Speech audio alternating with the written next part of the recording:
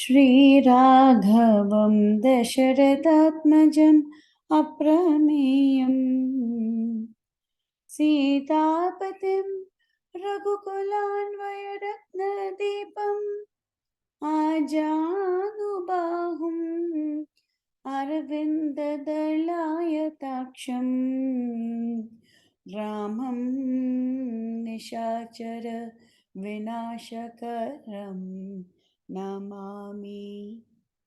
So today also we will do Sundara Kanda. I think I will need one more day to complete Sundara Kanda. I'll try to do as much as possible today. In Sundara Kanda, we have 68 chapters.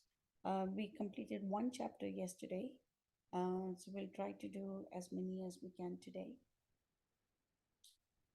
Kujantam Rama Rameti Maduram Maduraksharam आरुह्य कविता शाखा वंदे वाल्मीकि कोकिलम वाल्मीकिर्मुनिसिंहस्य कविता वनचारिणः शृण्वन् राम कथानादं को नयाति पराङ्गतिं ह्यः पिबन् सततं राम चरितामृतसागरम् अतृप्तस्तं मुनिं वन्दे प्राचेतस्मकल्मषम् वैदेही सहितं सुरद्रुमतले हैमे महामण्डपे मध्ये पुष्पकमासने मणिमये वीरासने सुस्थितम् अग्रे वाचयति प्रभञ्जनसुते तत्त्वं मुनिभ्यः परं व्याख्यान्तं भरतादिभिः परिवृतं रामं भजे श्यामलम्.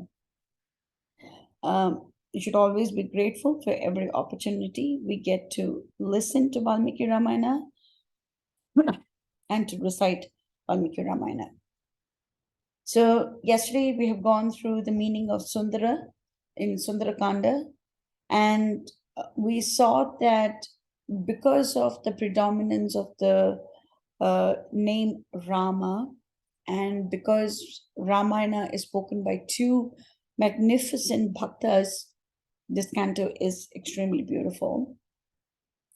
There are totally 6 different topics, and we went through the first topic wherein Hanuman prepares for the leap and he flies across the ocean. He meets 3 different obstacles. First is Mainak Parvat, next is Surasa, and the third is Simhika. And finally, we reached the shores of Lanka as well. So now we are going to see the search and despondency of Hanuman. So now Hanuman takes a couple of seconds to understand what should be his next course of action.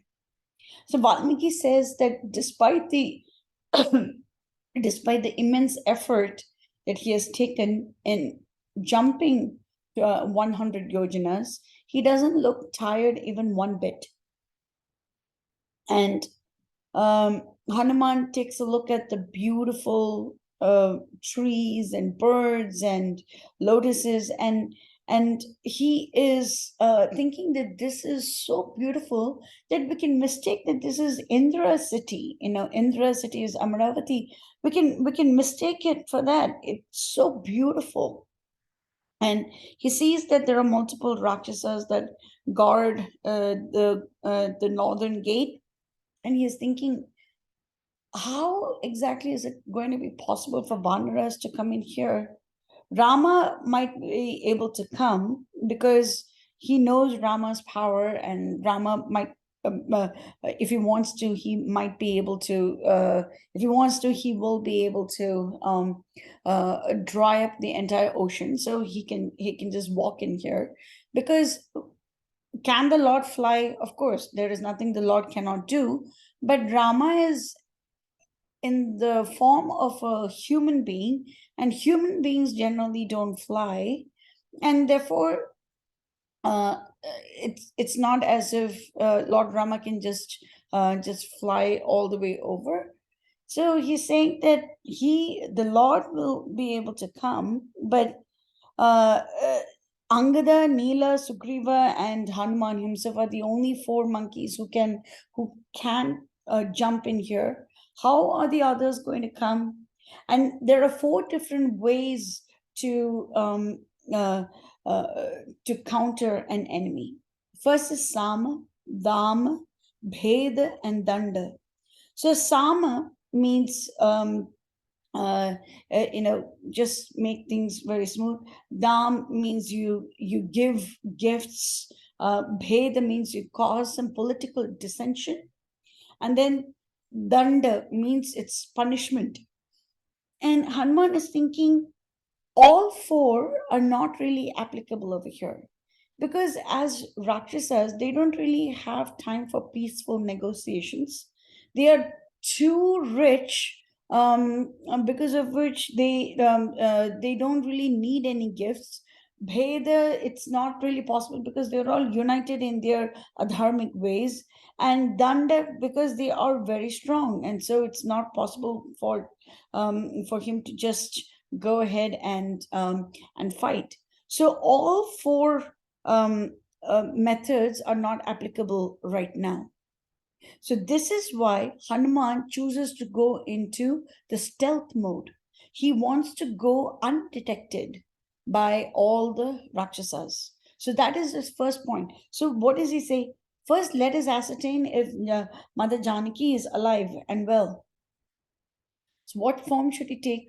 Small form, large form?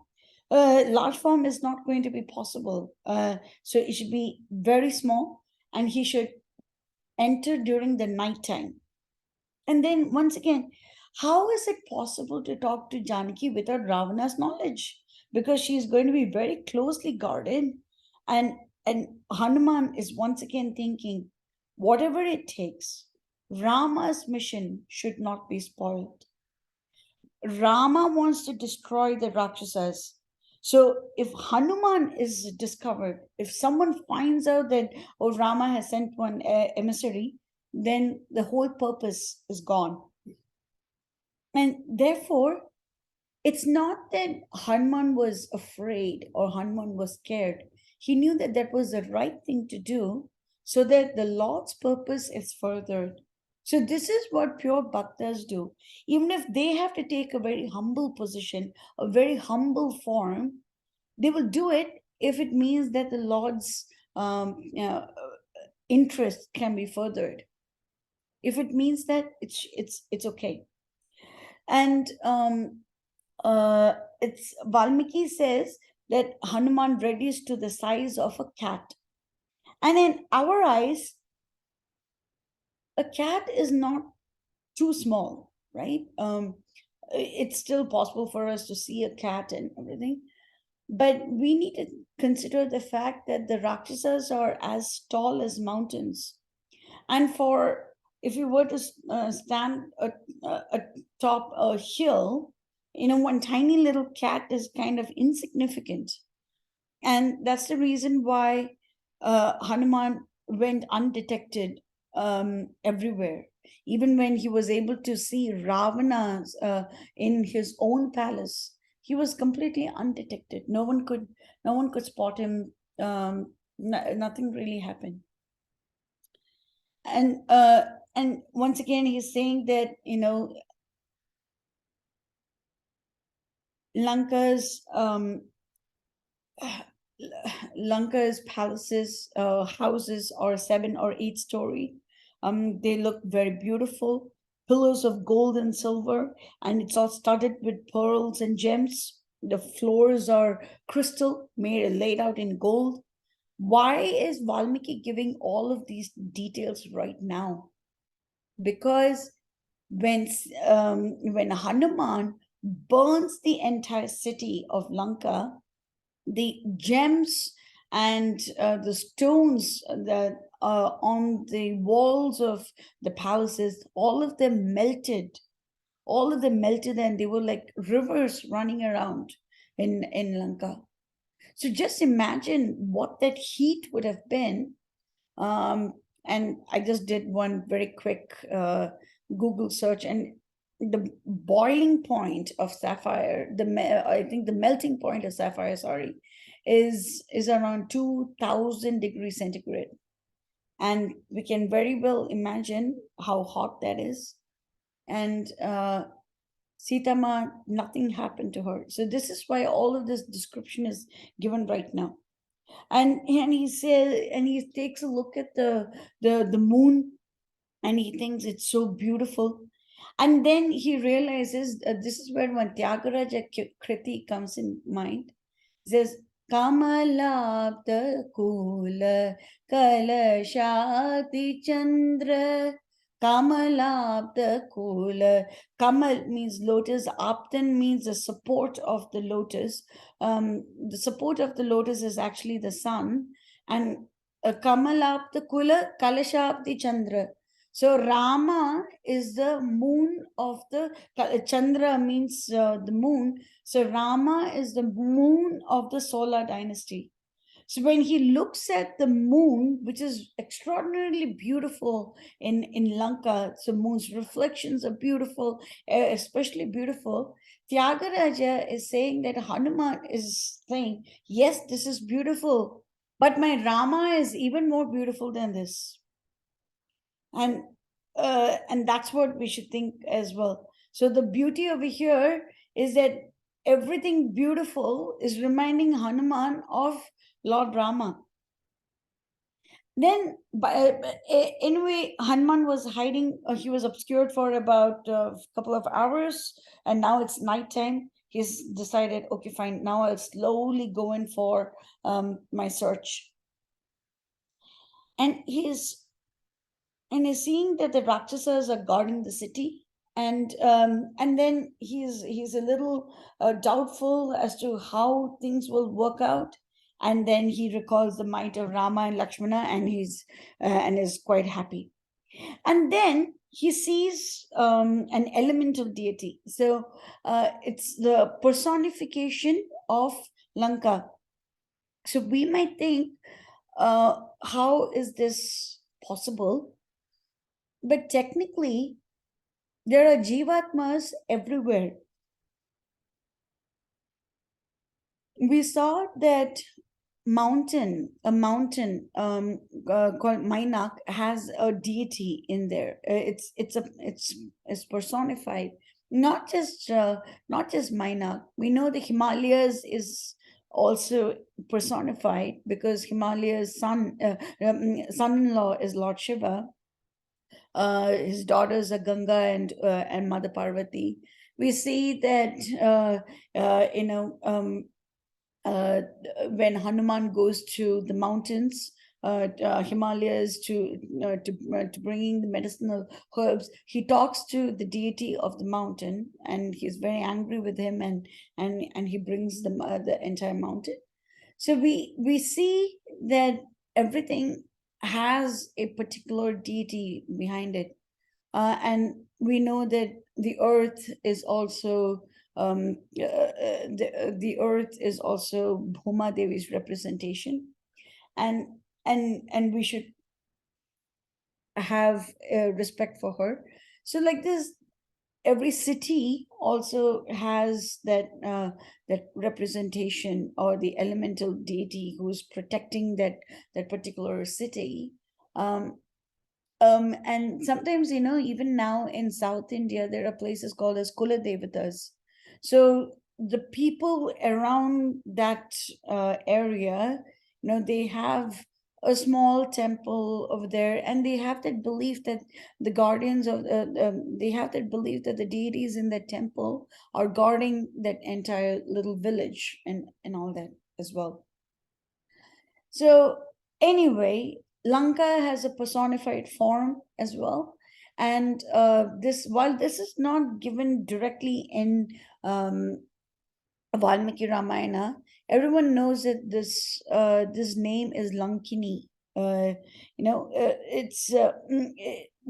name is not explicitly given there. It just says, the personified form of the city.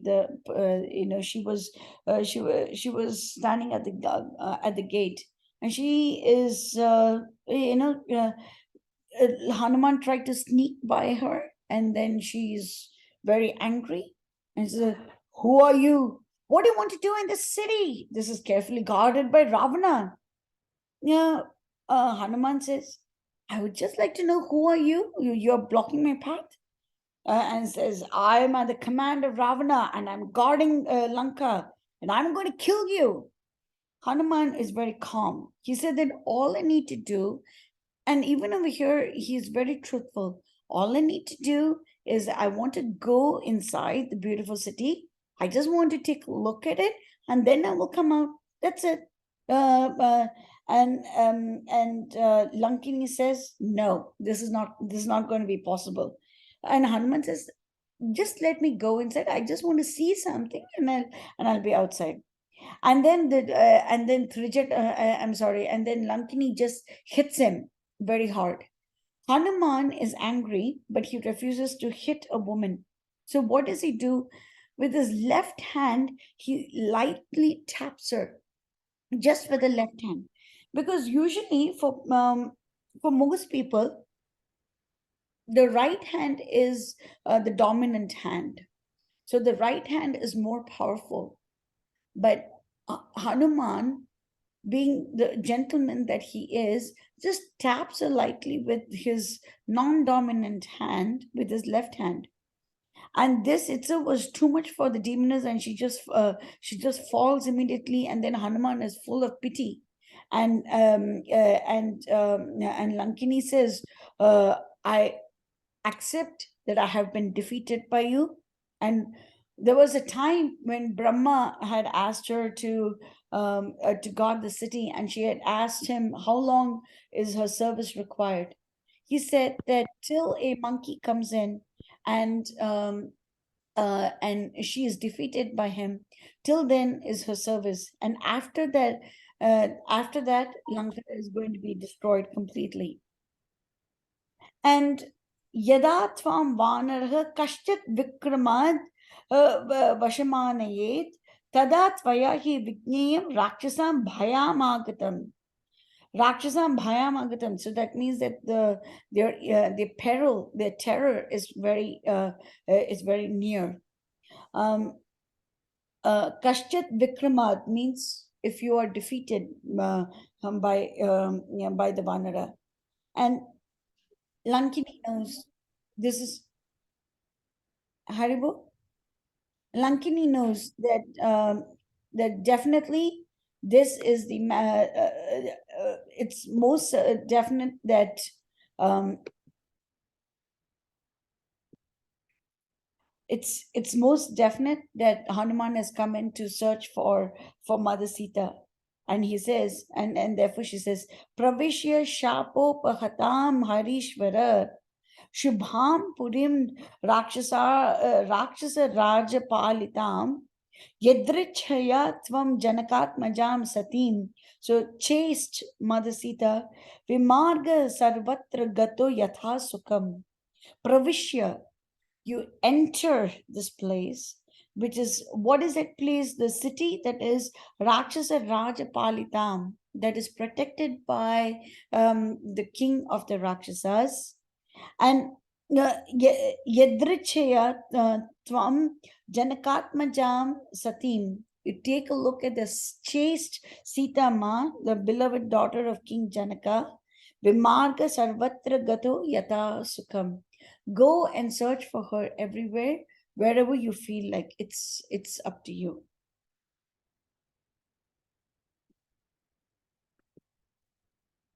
Then Hanuman, and then she disappears because her service is done. Then Hanuman, this is very important. Uh, Even for basic etiquettes, this is very important. Hanuman sees that there is the northern gate, but he doesn't walk in through the gate. He takes a leap over the fortress walls, and he doesn't go in through the gate. And when he lands in Lanka, he first places his left foot. This is why we never enter a bhakta's home or a friend's home with our left foot. Because when Hanuman entered Lanka, he didn't enter in the mood of being very pally with Ravana. He did not enter with that mood at all. He was sure that Rama wants to destroy Ravana. So therefore, he sets his left foot in there, and that is going to cause destruction to the owners of that place. It's going to cause destruction. And another thing is that you should always ask your guests to enter through the main door, not through the side door, not through this. That's not correct. The main guest should always come in through the main door of the house.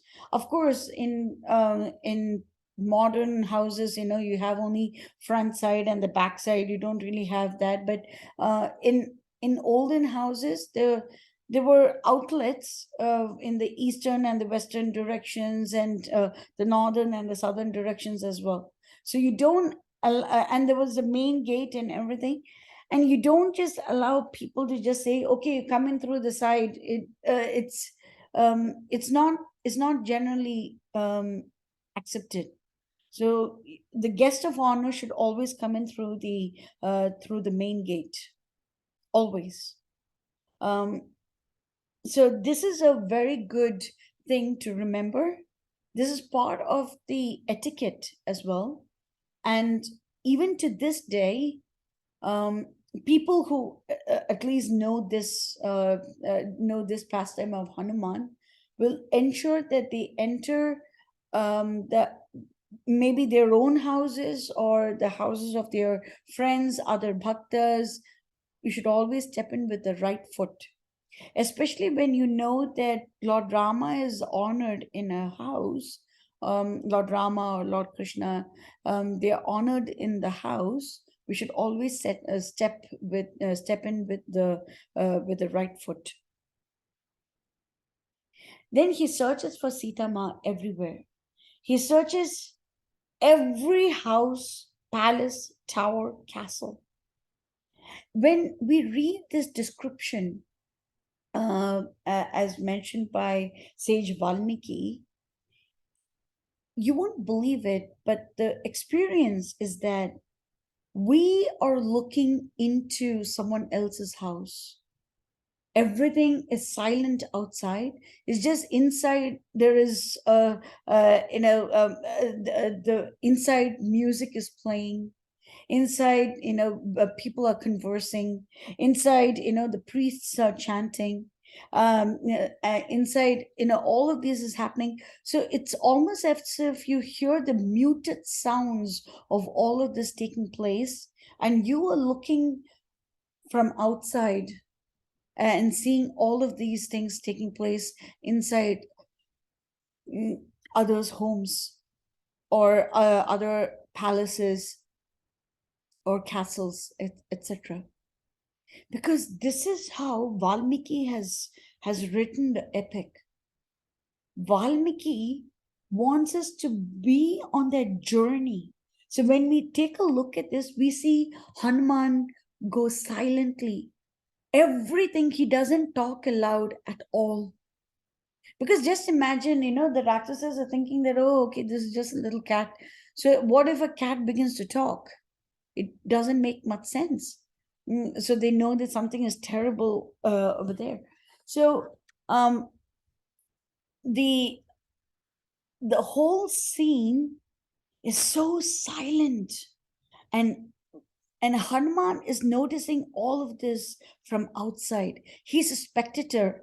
And when we see things through Hanuman's eyes, it's almost as if we are also slowly but cautiously going from one place to another. Okay, is Sita Ma over here? Is Sita Ma over here? Are we going to find Sita Ma over here? There is, imagine we search in one house, she's not there. Search in another house, she's not there. Search in another house, she's not there. Search in 10th house, she's not there. Search in the 20th house, she's not there. We might lose hope. But Hanuman continued to think, okay, maybe if it is not in this house, maybe it is the next one. Let me go ahead and search over there. Let me go ahead and search over there. So Hanuman has his faith. Hanuman has this faith that he is going to find Sita Ma in one place or the other. Hanuman has that faith. And we see how he observes everything. Okay, there are Rakshasa warriors. Okay, this is the armory. And then they have like very gross, hideous animals. And then finally, he's seeing, Ravana's battle array. He's seeing that. And then he's seeing the grand palace of Ravana, which is fashioned in priceless gold. And without any hesitation, Hanuman enters, but then he sees that there are guards standing everywhere. And then he says, okay, fine, let me go out and I'll come back. There's still plenty more places to search. Let me come back when it's slightly safer. But he sees, searches and searches and searches, but he doesn't see Sitama anywhere. Who is that Sitama? She is the one of matchless beauty. She is the best of all wives, and she is the beloved of Lord Rama. And therefore, now Hanuman is a little dejected. He's a little dejected. And then he says, okay, let's not be dejected. Let's go ahead and search for mother all over again. Then he once again enters it, and he sees and he sees that Ravana's palace is full of costly articles and is full of beauty, wealth, elephants, horses, chariots, etc. So now we might think, why is Hanuman paying close attention to all of this? Sorry. Why is Hanuman paying very close attention to all of this? And we might also recall that in Aranyakand, when Ravana had brought Mother Sita, he first made her tour his palace. And then Sita Ma was so blinded by the love that she has for Lord Rama that her eyes were pouring out tears. And she just couldn't see any of the opulence and anything. And then finally she was just situated in Ashok Vatika. Over here, Hanuman is also very much in love with Lord Rama, but he is looking at the opulence. He is taking a look at it because his objective was maybe amongst this rarest of beauties. Ravana has the rarest of birds, rarest of trees, the rarest of gems. Maybe I can find the rarest of women, and that is Mother Sita amongst this. So I'm going to keep a lookout. So we shouldn't think that Hanuman was attracted to the wealth. That's not at all the case. It was just that Hanuman is searching for the priceless jewel, and that is Mother Sita. And then he sees, elephants, infantry, palanquins, peacock cages, and so many other things. Ravana's palace is very lofty. It has innumerable beds, couches, divans, and then he sees the magnificent Pushpak Viman. Pushpak Viman was originally Kubera's, but Ravana stole Lanka and Pushpak Viman from his older stepbrother Kubera. And it's mentioned that he conducted the tapasya to Lord Brahma for 10,000 years. And in Uttarakhand, it is given greater detail that after every 1,000 years, Ravana tore off one of his heads, offered it to Lord Brahma. And at the end of 10,000 years, he was about to cut off his final head as well. But Brahma said it's not necessary, and he reattached the other heads as well. And this is it. It was at that time that Brahma said that I'm giving you immunity from all the living entities. You don't have to worry about anything. And Ravana says, I don't really care about human beings. It's or human like animals. I don't really care about them. And therefore there was an exception to men and vanaras. So now the Pushpak Viman is very beautiful. It is dazzling. It has beautiful carvings. And there is also an image of Mahalakshmi as well. But even on Pushpak Viman, he was not able to find Mother Sita. And then finally, um, uh, in the center, he sees a very beautiful, rare palace, and it is the residence of Ravana. It is 1 yojana long and half yojana wide. That means 8 miles long and 4 miles wide. And how many wives does Ravana have? Anybody?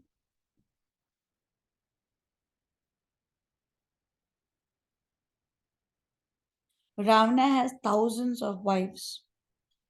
So we can see that these wives, he stole most of them from other kings, other nagas, gandharvas, yakshas, rakshasas. He stole from human beings as well. He stole from others, and he brought them all to his palace. And in Uttarakhand, it is mentioned that many of those ladies cursed him that he would die due to a woman. And at that time, dundubis and celestial flowers pour down, and that's how everyone knows that that is true. And that medium was obviously Mother Sita. So uh, Anjane goes to Pushpak Viman, and then he thinks about the aroma that is wafting from the dining hall, and it had multiple rare perfumes. Then Hanuman sees the harem of Ravana. So each one is the lotus petals are close to the world. The garments are all in disorder, but Hanuman is not at all disturbed, even a little bit, because he knows that to find a woman, he needs to search amongst women. But this is how Hanuman did not break his brahmacharya vows, because he was doing it completely for Lord Rama, and there was no disturbance in his heart whatsoever. There was absolutely no disturbance. Um, this should not be imitated by ordinary people, though. That's all I would say. And then Valmiki says that Ravana was right in the center. He was almost looking like the full moon amongst countless stars. And these ladies, they have been entertaining Ravana, and they were completely exhausted. And the ornaments were broken, the garments were loose. And amongst the magnificent bed lay Ravana. He was like a huge dark cloud. His arms were strong and stout, and his eyes were like eyes were red like fire. So we might think, how come Hanuman is able to see the eyes? It's because Ravana had them half closed, and therefore Hanuman could see the eyes as well. And he was very beautiful, fascinating. Hanuman shrinks because he knows what sort of a sinner Ravana is, and he doesn't want to be close to the sinner. And then he goes into then he goes up a platform, and he tries to gaze in again and again, and he sees that the two hands are like five-headed serpents. The shoulders have the mark where Airavata broke his tusk. Sudarshana Chakra had also inflicted deep wounds on Ravana. Those were also visible. And then Ravana lay amongst his women, and the women were, one woman was holding a mridanga, another one was holding a veena, another one was holding a dindima, adambara, etc. as well. So now, one question that might arise is, Sudarshana Chakra is very powerful. So why is it that the Sudarshana Chakra did not kill Ravana? Anyone has an answer?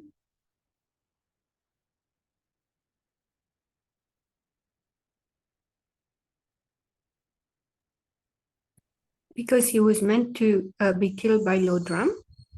Yep. Yep. Because Sudarshana Chakra also understands the mood of the Lord. The Lord did not command Sudarshana Chakra to kill Ravana at that time, just to hurt him.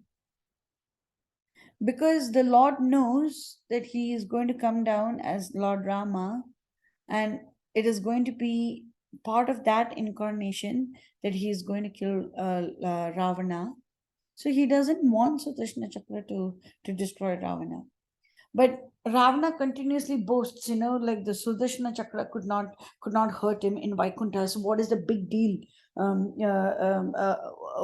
is the big deal with Rama? But it is a big deal because at that time Vishnu did not want to kill Ravana, but now he does. So therefore, it is a very big deal. It is a pretty big deal. And then on the bed, I couldn't find uh, Mandodri lying down, but on a bed, he sees a very beautiful lady, and she was so beautiful, and he's convinced that because of the beauty, because of the lady's beauty, her youth, and grace, this is certainly Mother Sita. Satam Drishtva Mahabahur. Mahabahur means the strong souled one. Bhushita Marutatmaja. Yeah, Tarkayamasa. Yeah, so the Sita, so it's not Mother Sita. So Tarkayamasa Sita iti Rupa Yovana Sampada. Tarkaya means uh, Tarkaya means it is through logic, through a debate. Tarkayamasa Sita iti Rupa Yovana Sampada Harshena Mahata Yukto Nananda Hari Yutapa. And then he obviously became very happy. And what does he do? Aspotayamasa Chuchumba Pucham Nananda Chikrida Jagao Jagama Stambhan Arohan Nipapata Bhumau Nidarshayan Swam Prakritim Kapinam. So what does he do? Aspotayamasa Chuchumba Pucham. First, he slaps his shoulders. Chichamba Pucham, he kisses his tail. And then Nananda Chikrida Jagao Jagama, he takes a couple of somersaults. And then Nipapata Bhuma, he climbs that whole column. And then Stambhan means it's a column or a pillar. Arohan means he climbs it. And then he falls on the ground. Nipapata Bhuma, and what does Valmiki say? Nidarshayan swam prakritim kapinam. Kapinam means an vanara like, and simian, and prakriti means nature.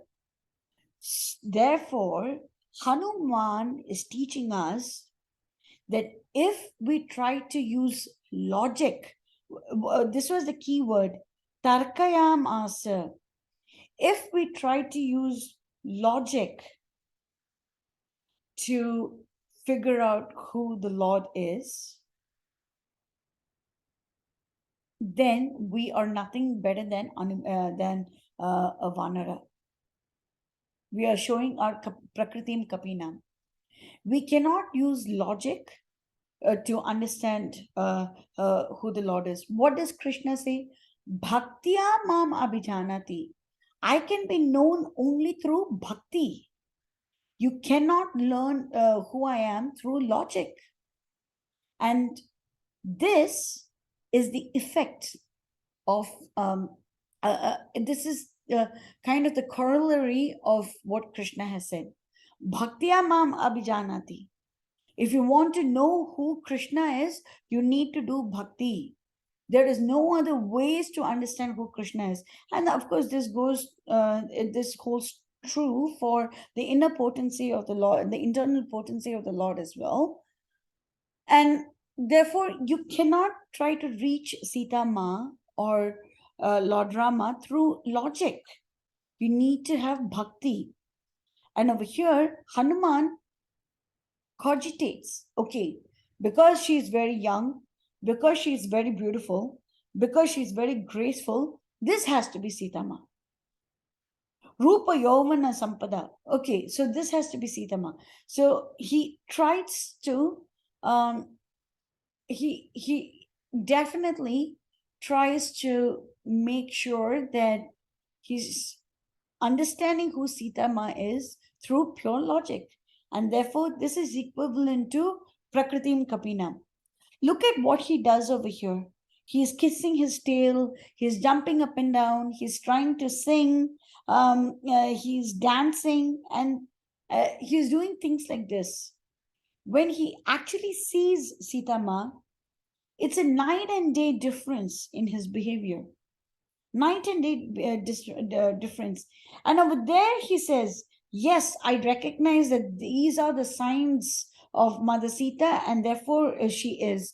And at that time, he uses transcendental logic born out of bhakti, and he was correct. And then Hanuman keeps on searching. Here, Hanuman knows that this cannot be Mother Sita, because a person who is completely in love with Lord Rama would not be able to would not be able to sleep very contentedly, and therefore he renews his search. He comes to a drinking hall and is filled with everything, beef, venison, mutton, blah blah blah. I don't want to read all the different types of meat. And Valmiki is showing that people who indulge in very crude food, like very tamasic food, like meat, are actually very demoniac in nature. They're actually very demoniac, and therefore we shouldn't engage in tamasic food. So Krishna says that in the material world, everything is divided in three different modes. You have everything in the mode of goodness, mode of passion, and the mode of ignorance. So this is inclusive of color, is inclusive of food, is inclusive of nature of people. So all of these are included. And um, even in Ayurveda, we have different categories of food, and we have sattvic food, which is just fruits and vegetables. That do not all veggies. We do not include onion and garlic and shallots, leeks, and yeah, we don't include these in amongst the sattvic veggies. So they would come under a rajasic or a tamasic. And tamasic is alcohol, coffee, um, uh, and meat products. And then rajasic is very spicy food, and sattvic is very beautiful, fragrant, aromatic dishes, such as rice and cottage cheese and sweets and stuff like that. All of and of course everything made out of fruits and vegetables and milk. All of these are in the sattvic, and we can offer only sattvic food to the Lord. And over here, Valmiki is saying that Hanuman is saying only tamasic food. It's all tamasic. So just imagine Mother Sita for the past 13 years, she has been eating the direct remnants of Lord Rama's food. So Lakshmana used to bring roots and fruits and water from the nearby river. He used to bring all of these for the pleasure of Lord Rama. Rama used to have his fill, and then he used to give the remaining to Mother Sita. Sita Ma had her fill, and then she gave the remaining to Lakshmana. So for such a long time, she's been literally eating prasadam. She's been eating the food that was first given to Lord Rama, and now she's in a place where there is so much of tamasic food and everything, tamasic nature, tamasic people. Imagine how torturous it is. for Sitama. It's not even something that we can even imagine, because we are so accustomed. Is not, we are living in tamasic places. It's not possible for us to just hope that there are temples in every corner. We just cannot have that. So this is also going towards proving to us that Sitama endured unimaginable torture.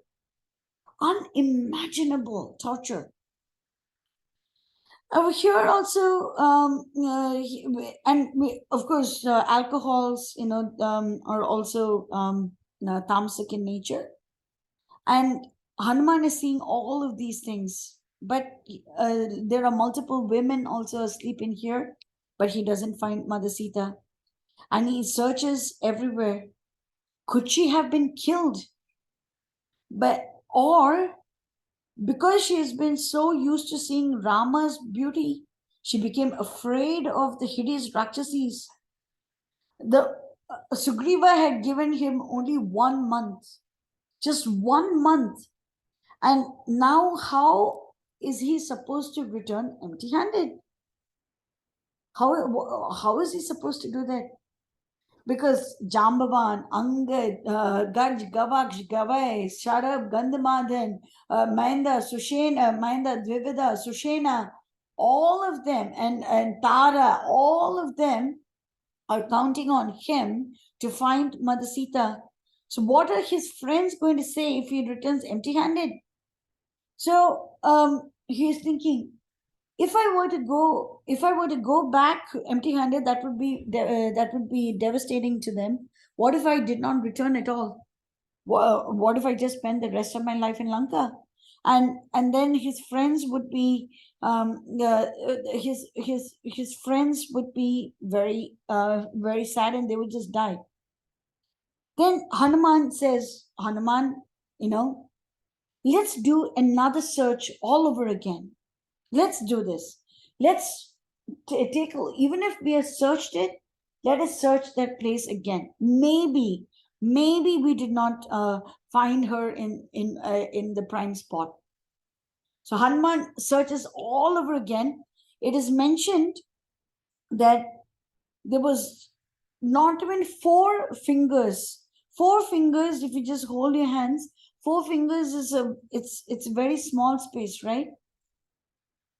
Valmiki has said that not even 4 fingers space was left unsearched by Hanuman. He did that thorough a job, and yet it was completely futile.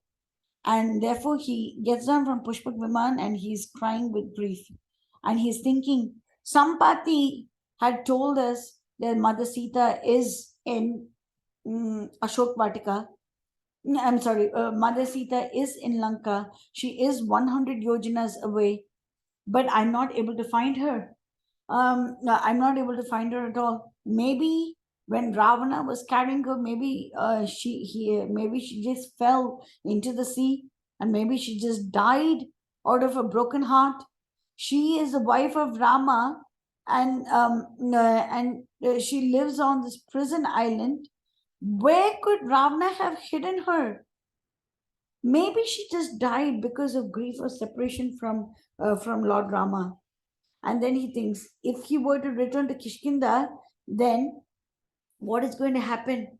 If he returns to Kishkinda without the news of Mother Sita, then what will happen? Then Lord Rama will perish. Because Lord Rama will perish, then Lakshmana cannot live. Because Rama and Lakshmana are not going to return to Ayodhya, then Bharata and Shatrughna will also perish. Because Rama, Lakshmana, Bharata, and Shatrughna are not there, then the mothers will also not be able to live. Because the entire Dashratha's family itself is gone, then the Ayodhya Vasis will not be able to survive. And over here, the Sugriva will think that, oh my, the promise that I had made to my best friend, to my Lord Rama, has remained unfulfilled. Because of that, Sugriva will die. Because Sugriva passes away, the crown prince Angada would also not be able to live. Because Sugriva and Angada are gone, all the others would also just die. and therefore, uh, and therefore, the life of all the citizens in Ayodhya and all the citizens of Kishkinda is in my hand. It's in one person's hand. This is why Tyagaraja has sung, Pahi Rama Duta Jagat Prana Kumara. Prana Kumara. Prana. Pran means life, air. And Vayu is the one who gives that life. Vayu makes sure that,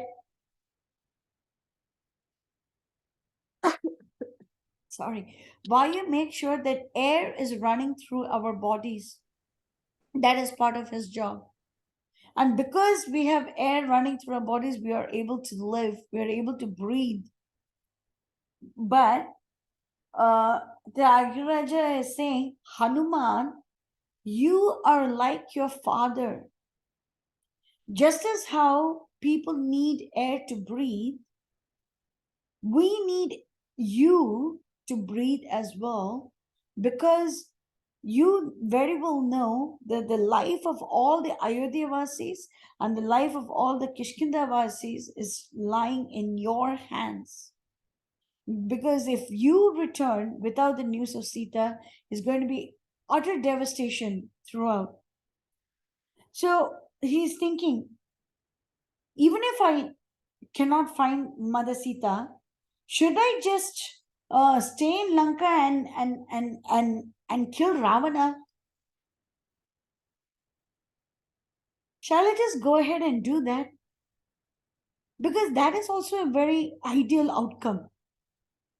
That is also quite ideal. So if I were to return, I would cause the death of so many people. And if I don't return, maybe I can just twist off the neck of Ravana. And this was the despondency.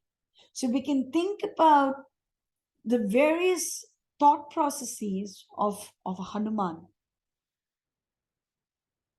And now, suddenly, he sees a very beautiful grove. He sees that he knows that he has not yet covered this part. It's a beautiful Ashoka grove. And what does he do? Namostu Ramaya Sa Lakshmanaya Devyai Chatasyai Janakatmajaye. Namostu Ramaya. That means I am bowing down to Rama. Sa Lakshmanaya. Along with Lord Lakshmana. Devyai Chatasyai. And that divine Janakatmajaye, the divine daughter of King Janaka. Why is Sita Ma divine? Because she was born out of the earth. She was not born through the womb of a mother. So she was actually divine. She is divine because she is the one who gets to follow Lord Rama, whether he goes in the palace, whether he goes in the forest. She is the one who gets to follow Lord Rama. And, and the reason why Janaka is mentioned over here, and he doesn't say, Ramasya Mahishi Priya, for example. He says, Janakatmajaye. Why? Because Janaka is a completely renounced king. He's completely renounced.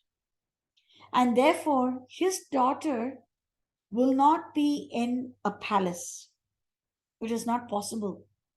So even before Hanuman goes to Ashok Vatika, he knows that Sita Ma, the daughter of the unmaterialistic King Janaka, will definitely be there in Ashok Vatika. Then he prays Vasus, Rudras, Adityas, Ashwins, Maruts, and their kin to aid him. he will not fail to locate Mother Sita. He gazes intently at Ashok Vatika, becomes even smaller than the size of a cat, even smaller than that, and because he knows that Sita Ma is over there, he instinctively knows that there will be multiple guardians as well. So far, the guardians were all protecting just the armory, the palaces, the treasury of Ravana, and all that. But Sita Ma is more precious than all of them put together. And therefore, he knows that this place is going to be heavily guarded. Heavily guarded. And so he is invoking the blessings of everyone. I need your blessings to make sure that this endeavor is successful. And by the way, this is actual Ashok Vatika as it stands today. It's a botanical garden, by the way, but this is the actual Ashok Vatika. And while I was searching for pictures to put in this PowerPoint, I saw that there is one small pond that is filled with Sita Ma's tears. Can you believe it? It's filled with Sita Ma's tears, and it's known as Sita. Um, uh, I forgot the name. I just know that it's filled with Sita Ma's tears, and even if all the other places dry out due to the extreme heat, that little place still is full of tears. How amazing is that? How absolutely amazing is that? She cried and cried and cried so much that she filled in a hole that is going to last through from Treta Yuga to Kali Yuga. How amazing is that? And then he says he wants to behold the noble features of Mother Sita that bring joy to all beings. The noble face, nose, teeth, no unwholesomeness, bright smile, lotus petal like eyes, and as beautiful as the full moon. That unnasam pandura dantam avranam Shuchi Smitham means she has a very sweet little smile. Padma Palasha Lochana, that means the one with lotus petal like eyes. Drakshetad Arya Vadanam, that means the Aryans are actually people who are very noble. So they know that the purpose of life is to surrender to the Lord. So those are actual Aryans.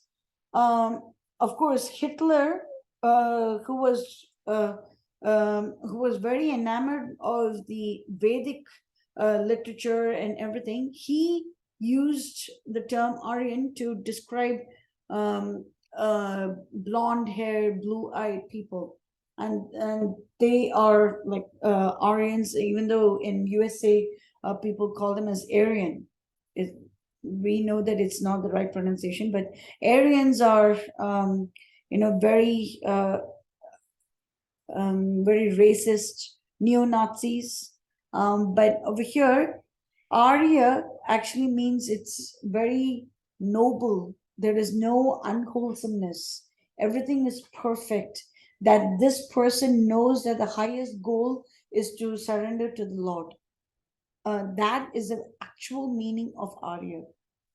So Arya Vadanam Kada Nva Aham Prasanna, that means it's very bright, happy. Taradipa Tulya Darshanam. Taradipa means the Lord of the stars. So in Bhagavad Gita, Krishna says, Nakshatranam Aham Sashi. Amongst the stars, I am the moon.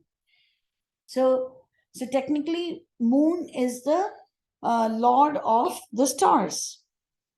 And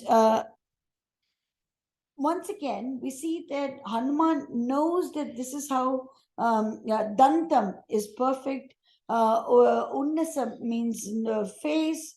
Pandura, all of these are going to be perfect, perfect, perfect, perfect. How did Hanuman know this? Because only Sita Ma can match the beauty of Lord Rama. So once you see Lord Rama, you know that Sita Ma is perfectly complementary to Lord Rama's beauty. Sita and Rama are so perfect together. So when we see Lord Rama, we should think about Sita Ma. And when we see Sita Ma, we should think about Lord Rama. This is the golden rule. And we will see more examples of this as we go along. So Hanuman leaps into the grove through the walls. He leaps in there and he's filled with joy. So Ashok Vatika doesn't mean that it had only Ashoka trees. Ashoka is a type of tree. It doesn't mean that only Ashoka trees were in this beautiful grove. We had mango, champaka, Ashoka, sala, and so many other beautiful, amazing trees. And he goes into the depth of the mango tree and listens to the hum of the birds. There were deer and flowers. Hanuman is covered with flowers and he looks very beautiful.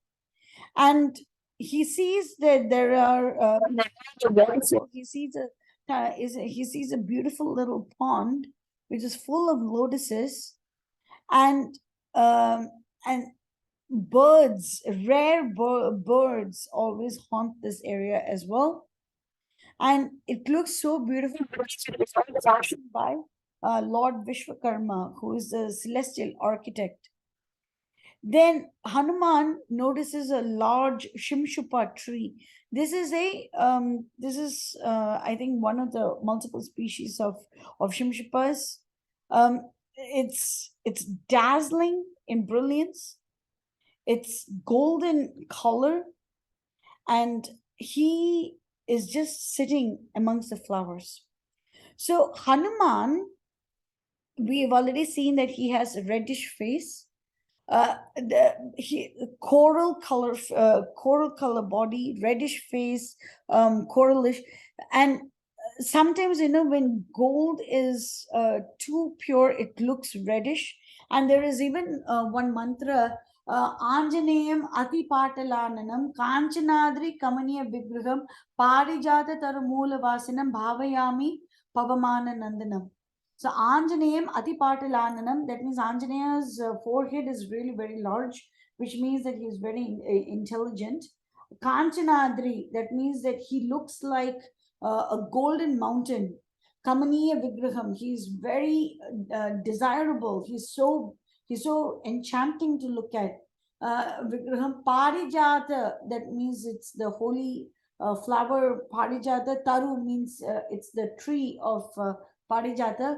Taru Mula Vasina means on the root, on the base of that tree is where Lord Hanuman resides. Bhavayami Pavamana Nandanam. And to this Hanuman, I bow down. This is another place where it is mentioned that Hanuman was almost goldenish, reddish in color. This tree was goldish, reddish leaves, and therefore it was the perfect camouflage. Absolutely the perfect camouflage. And then he thinks, okay, let me continue to stay over here because Mother Sita will definitely come towards this lotus pond, because this is going to remind her of her time that she spent in the Vanavas with Lord Rama. Iyam cha nalini ramya dvija sangha nishevita imam sa Rama mahishi noonam eshyati janaki. So that's what he's saying.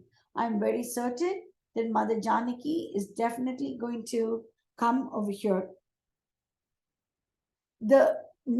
And then he says that this is very beautiful, but out of all of this beauty, I'm very certain that Sita Ma is absolutely the most beautiful of all. And Hanuman hides in this Shimshupa tree, and he gazes around, and he's seeing that he's trying to find out if Mother Sita is anywhere close by, and he declares that this garden is so precious, it's so beautiful, that it's really suitable for Mother Sita. Tasya chapi anurupeyam Ashoka vanika shubhava parthiva indrasya patni ramasya sammita. The garden resembles the garden of Indra, which is Nandaka, or it resembles the Chaitraratha garden of Kubera, or the holy Gandhamadhana. And there is also a beautiful thousand-storied, thousand-pillared mansion with steps of coral and a platform of gold that resembles Kailasa. It looks very beautiful indeed. I'm thinking, this is a very large description. Do you want us to continue today, or shall we do tomorrow?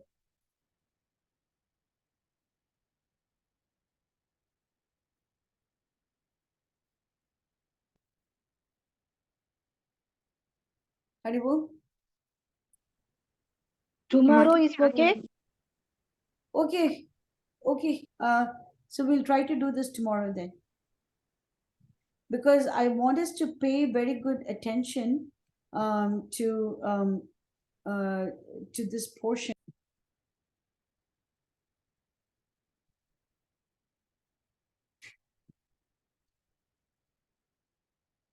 So finally, in front of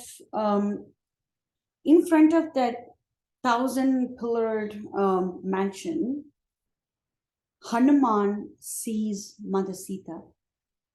Because we are seeing this particular scene today, if possible, please prepare a sweet and offer it to Sita Ma.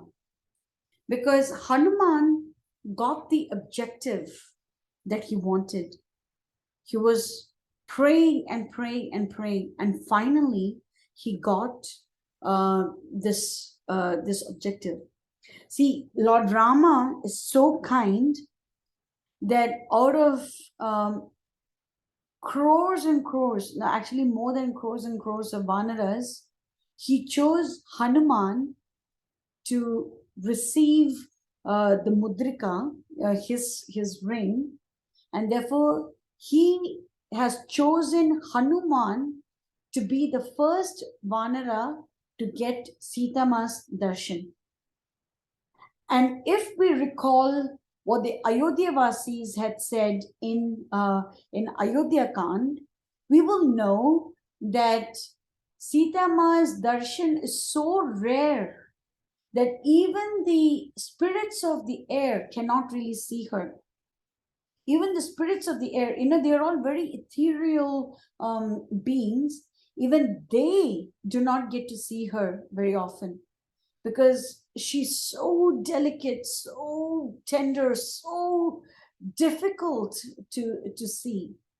And it was that Sita who followed Lord Rama in the trackless woods, that Sita who was kidnapped, that Sita for whom Lord Rama lamented, that Sita for whom the Lord befriended Sugriva. It's that Sita for whom Sugriva sent on millions of Vanaras throughout the four directions of the world. It is for that Sita that Hanuman leaped the ocean. It's for that Sita that Hanuman was so sad, and it is that particular Sita who's sitting in front of him right now.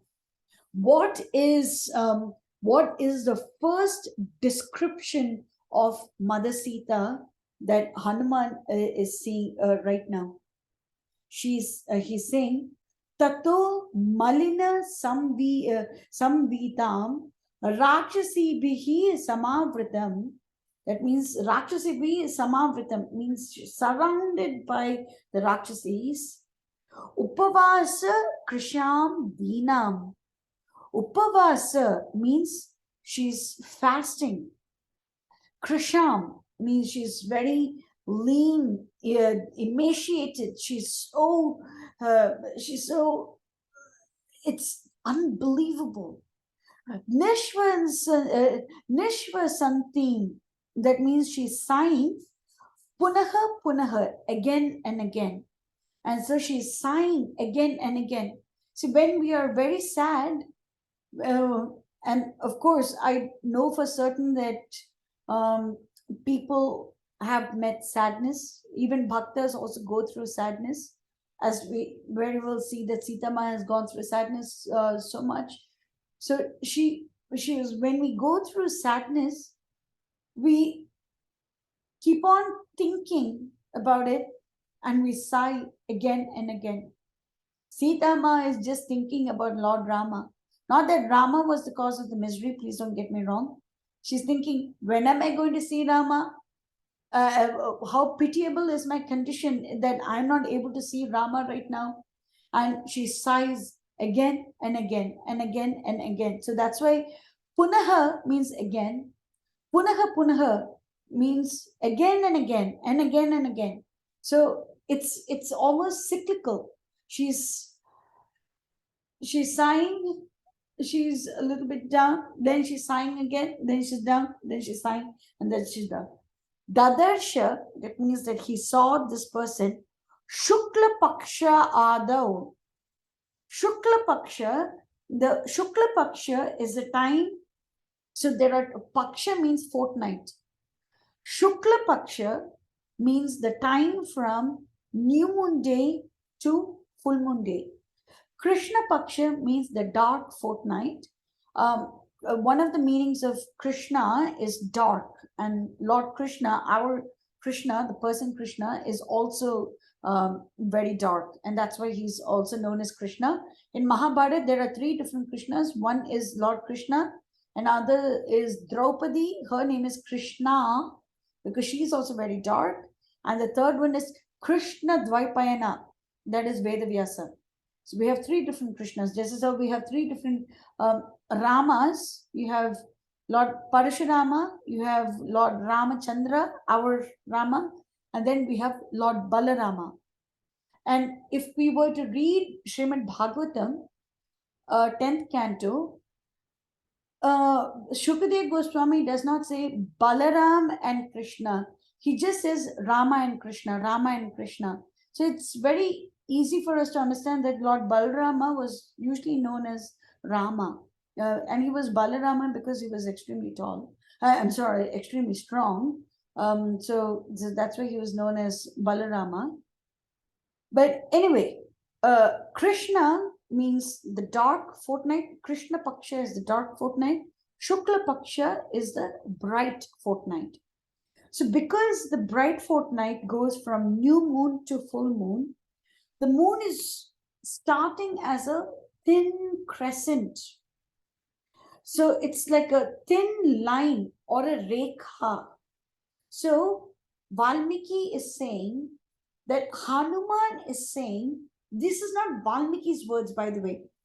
This is Hanuman's words that Valmiki has jotted down. Because let's not forget the boons of Brahma, that he would know what the characters were thinking. So far, Hanuman's despondency, that entire thought process, he never really revealed it to anyone. But Valmiki, because of the boons of Brahma, was able to understand that this is Hanuman's thought process, and he has jotted everything down. So we shouldn't think that this is Valmiki's description.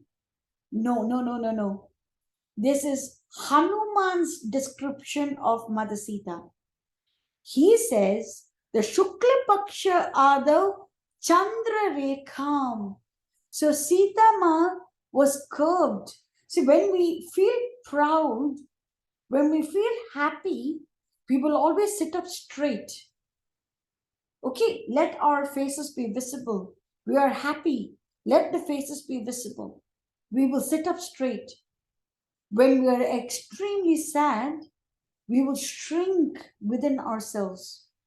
We don't want the world to see us. We just don't. Sita Ma was like a thin crescent. So she was so sad that she had completely bent over. So she was like a crescent. You know, the crescent, you know, if we want to remember what is the shape of a crescent, just think about the moon on top of Lord Shiva's head. That is the crescent.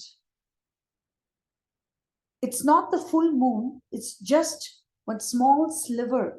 That's it, a small sliver. So think about the moon, which is usually so round and so beautiful. Think of it as a small line, and it's just a small gradient and completely bent. So Sita Ma was like that. And why does Hanuman compare her to the moon? Because first of all, you know, he wants to show that she was curved. Another was Sita Ma is extremely fair. So Sita Ma, Lord Rama in Valmiki Ramayana's time, Lord Rama was blue in color. Sita Ma was Tapta Kanchana. Even Radharani's color is Mother Sita's color as well. Tapta Kanchana Gaurangi, you know, so she's very fair. She's Tapta Kanchana, Varnabhe. It's all Kanaka, that means gold. She's that color. Lakshmana is Shuddha Jambu, and Hanuman, as we've already seen, he's that goldenish reddish color, coral color, golden coral reddish, you know, but it's usually good to depict him in reddish color, a very beautiful reddish color. Sugriva and Vali are yellowish color, like lions. You know, that is their color.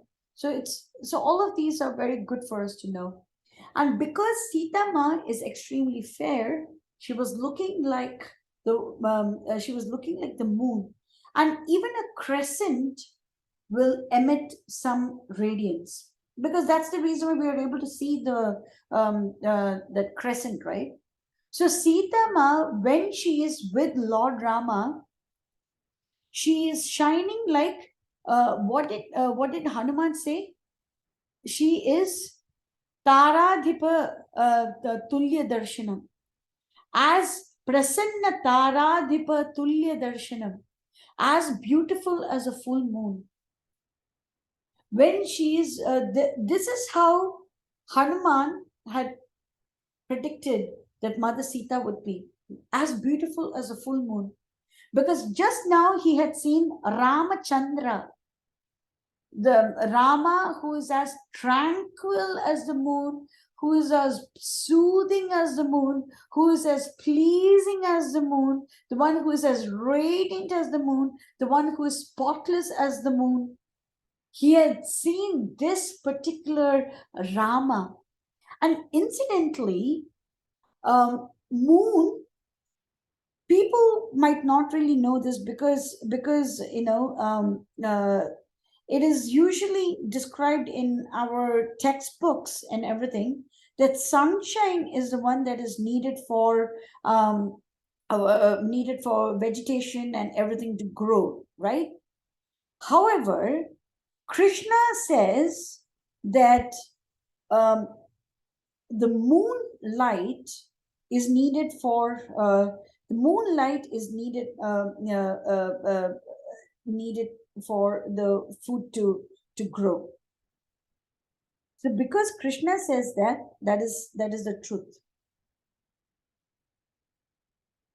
Okay, so when we are talking about the moon's radiance, the moon's power, we are also talking about nurturing, and everything is growing, everything is nurtured, it's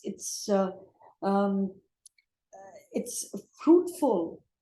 We're also talking about that.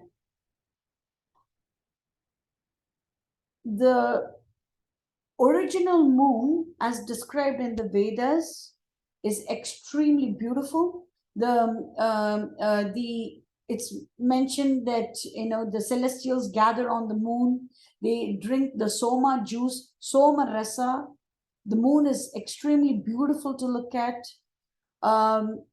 Neil Armstrong and Buzz Aldrin did not go to the moon. They actually went to the Rahu planet. It's deserted and everything. They went to the Rahu planet. It's not the moon. Because this is how the Vedas have described the moon is. And even if you haven't read all the Vedas, we are aware of the name Ramachandra. Ramachandra means the one who's as pleasing as the moon. So if Rama is compared to something, that thing has to be very beautiful indeed. And therefore, that thing has to be very nurturing, very loving, very, very pleasing. That is very beautiful to look at. So that is the moon. And I don't know where Neil Armstrong and Buzz Aldrin went to. But anyway, over here, right now, he had expected to see Taradipam Tulyam, and instead he is seeing Shukla Paksha Chandra Rekham. That's all he's seeing. Amalam, she's so pure, very, very pure person, but that brightness is vastly diminished. So there are no ornaments. If we recall Kishkinda Khan, he looks at Lord Rama and he says, Sarva Bhushana Bhusharha Kim Artham Na Vibhushitehi. Oh Rama, you are supposed to be with all ornaments. He doesn't say Rama, but he says, oh Lord, you are supposed to have all ornaments. Why is it that you're bereft of all?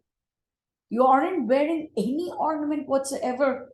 The same mood we see over here as well. Why Sita Ma, whatever she could grab during the flight, she grabbed everything. She even put in her nupur. That's why Lakshmana was she put in her keyuras, her kundalas, she put in her necklaces, she put in her anklets, she put in all bangles, she put in whatever she could in her upper garment, and she just threw it down to Sugriva. And therefore, right now, she doesn't have any ornament. She doesn't have any ornament. But the only ornament that she has is the tears that are flowing from those beautiful dark eyes. Her eyes are Asitakshanam. Asitakshanam is the description of her eyes. Dark, beautiful eyes, tears are flowing down. So Hanuman is saying, maybe the keyuras and the necklaces and the bangles and kundalas and angadas, all of those are missing. Yes, those are ornaments and those are missing. But it's not as if all ornaments are missing, because Sita Ma's face is now studded with pearl-like tears coursing from those beautiful dark eyes. It's coursing through. So previously, Sita Ma's hair was full of flowers.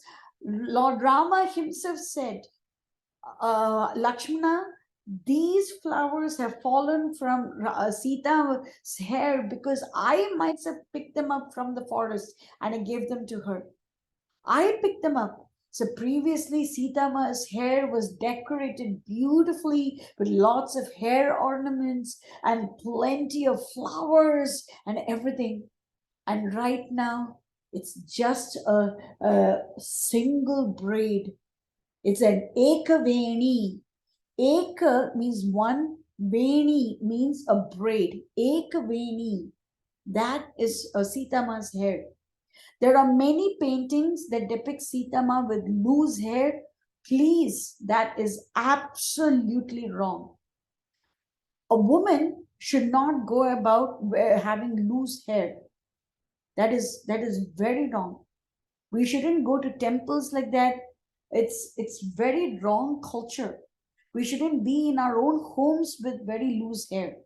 It is seriously very bad culture.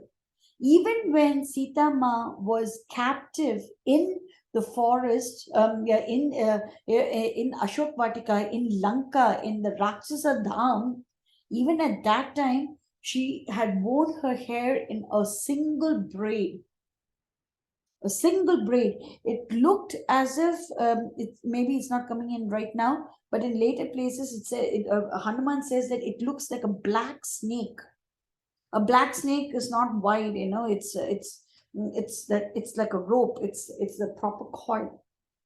So Sita Ma wore her hair in a single braid. Maybe, unfortunately, I might not have been able to pick out pictures that are accurate. But at least please know that Sita Ma wore her hair in a single braid um, in Lanka. But Hanuman is lamenting the fact that there are no flowers in the hair, there is no ornament in the hair. Sita Ma is Sarva Bharana Bhushita. Even in the forest, she was wearing plenty of jewels. Even in the forest, because she knows how much pleasure Rama derives out of all of this. And she wanted to honor the words of her father in law, who's a great Sri Rama Bhakta.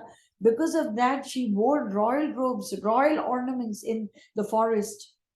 And right now, she doesn't have anything. And now, with heavy sighs, Nishvasanti Punaha Punaha, she's tortured with grief at being parted away from her beloved. She's tortured. And Hanuman says over here, the fire of her chastity can consume this entire universe to ashes. Sita Ma, it was out of infinite mercy that she limited that fire only to Lanka. Because Hanuman says that she can burn this entire universe to ashes. This is also similar to Rama's reaction, wherein Rama wanted to burn this entire universe to ashes, and Lakshmana was the one who saved us all.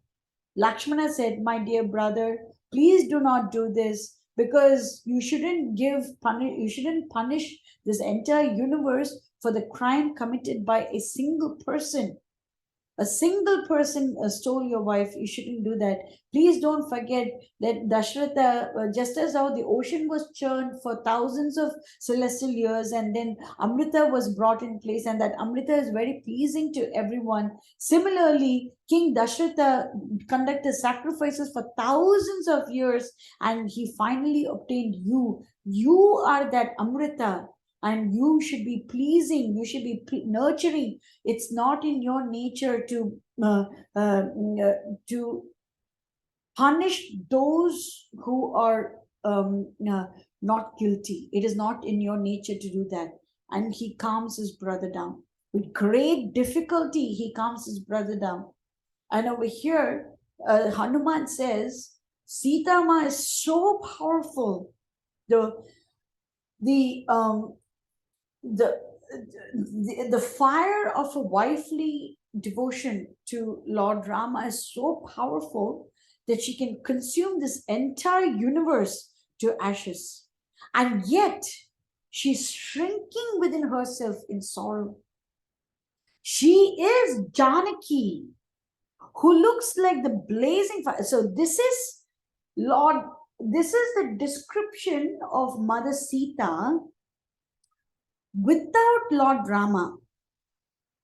She is a blazing fire who is now under a cloud of smoke. She is like a lotus pool. When is a lotus pool pretty? The lotus pool is pretty only when it has flowers in it, or else it's so desolate. It's so desolate.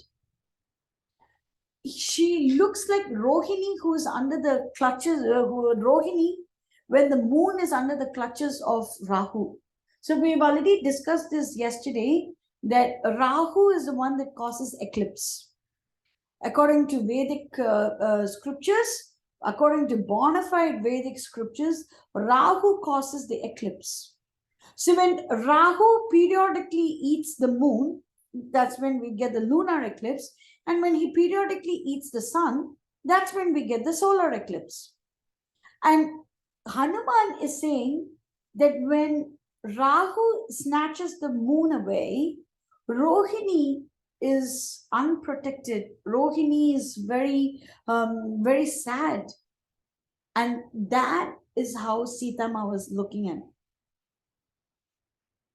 Then, like deer surrounded by hounds, when a beautiful deer is surrounded by hunting animals like the hounds, then it knows that its end is near. It knows that its end is close by. And then like fire and smoke. If there is fire, if the fire that is without smoke, it's very beautiful. It's very beautiful to look at. But when it's covered in smoke, it's very devastating. An intelligent person with doubts, like treasure that is cast away, like faith that is shattered, like hope that is frustrated, like obstacles that are in the path of success, like mind that is impure, that is fame with scandal, moon covered by clouds. So take a look at any of these. Blazing fire, beautiful. Lotus pool, beautiful. Rohini, beautiful. Deer, beautiful. Fire, beautiful. Intelligent person, beautiful. Treasure, beautiful. Faith, beautiful. Hope, beautiful. Success, beautiful. Mind, beautiful. Fame, beautiful. Moon is beautiful. But there was something that was covering it. And the covering is the absence of Rama. So in the absence of Rama, Sita Ma it was unbelievable. It was unbelievable. So just imagine, just few chapters ago, just 2 chapters ago, Hanuman was sure that he's going to see the beautiful full moon radiant Sita Ma, and then he's seeing the reality. Krisham, Deenam, Shukla Paksha Chandra Rekham, but still she is Amala.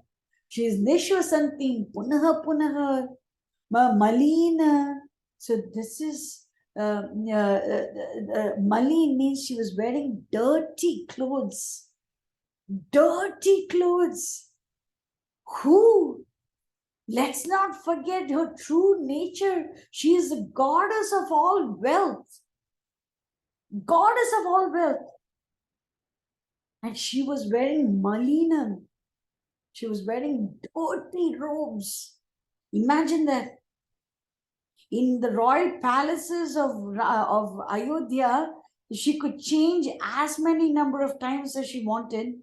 Dashratha made sure that she got a huge bundle of clothes, ornaments, cosmetics, jewels, anything that she wanted for the next 14 years in the forest. If, let's say, if even a thorn had snagged a small part of the sari, she could discard it and she could wear another one and she would still have plenty more.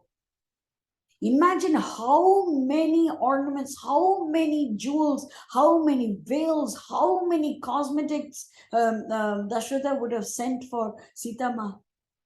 She could do whatever she wanted, brought up in the lap of luxury. Does she even know the meaning of suffering? Does she even know what it is to be bedraggled like this? And that Sita Ma, the purest of the purest, like fire in the fire, that Sita Ma was like this.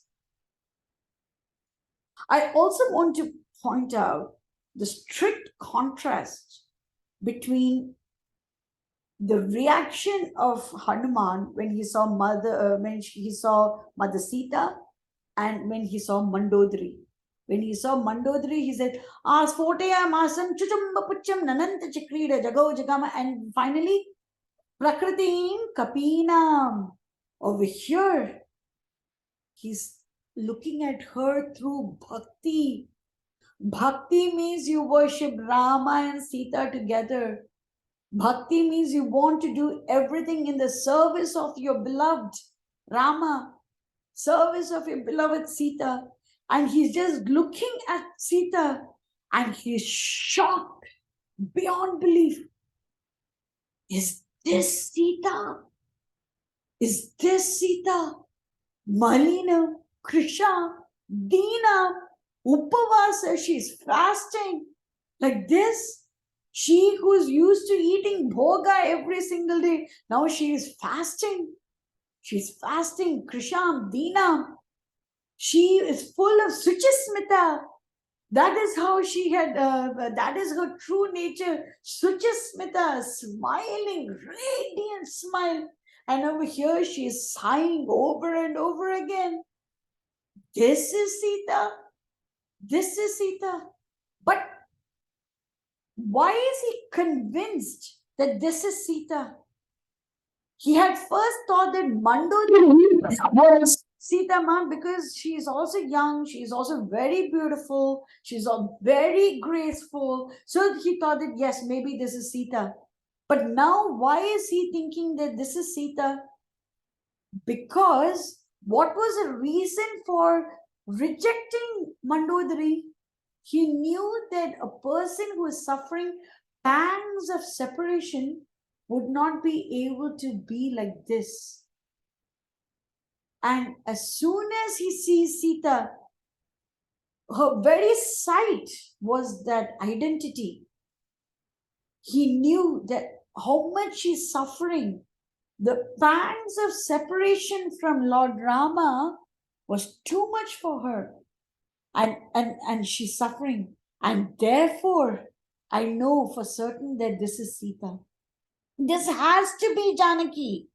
This is Janaki.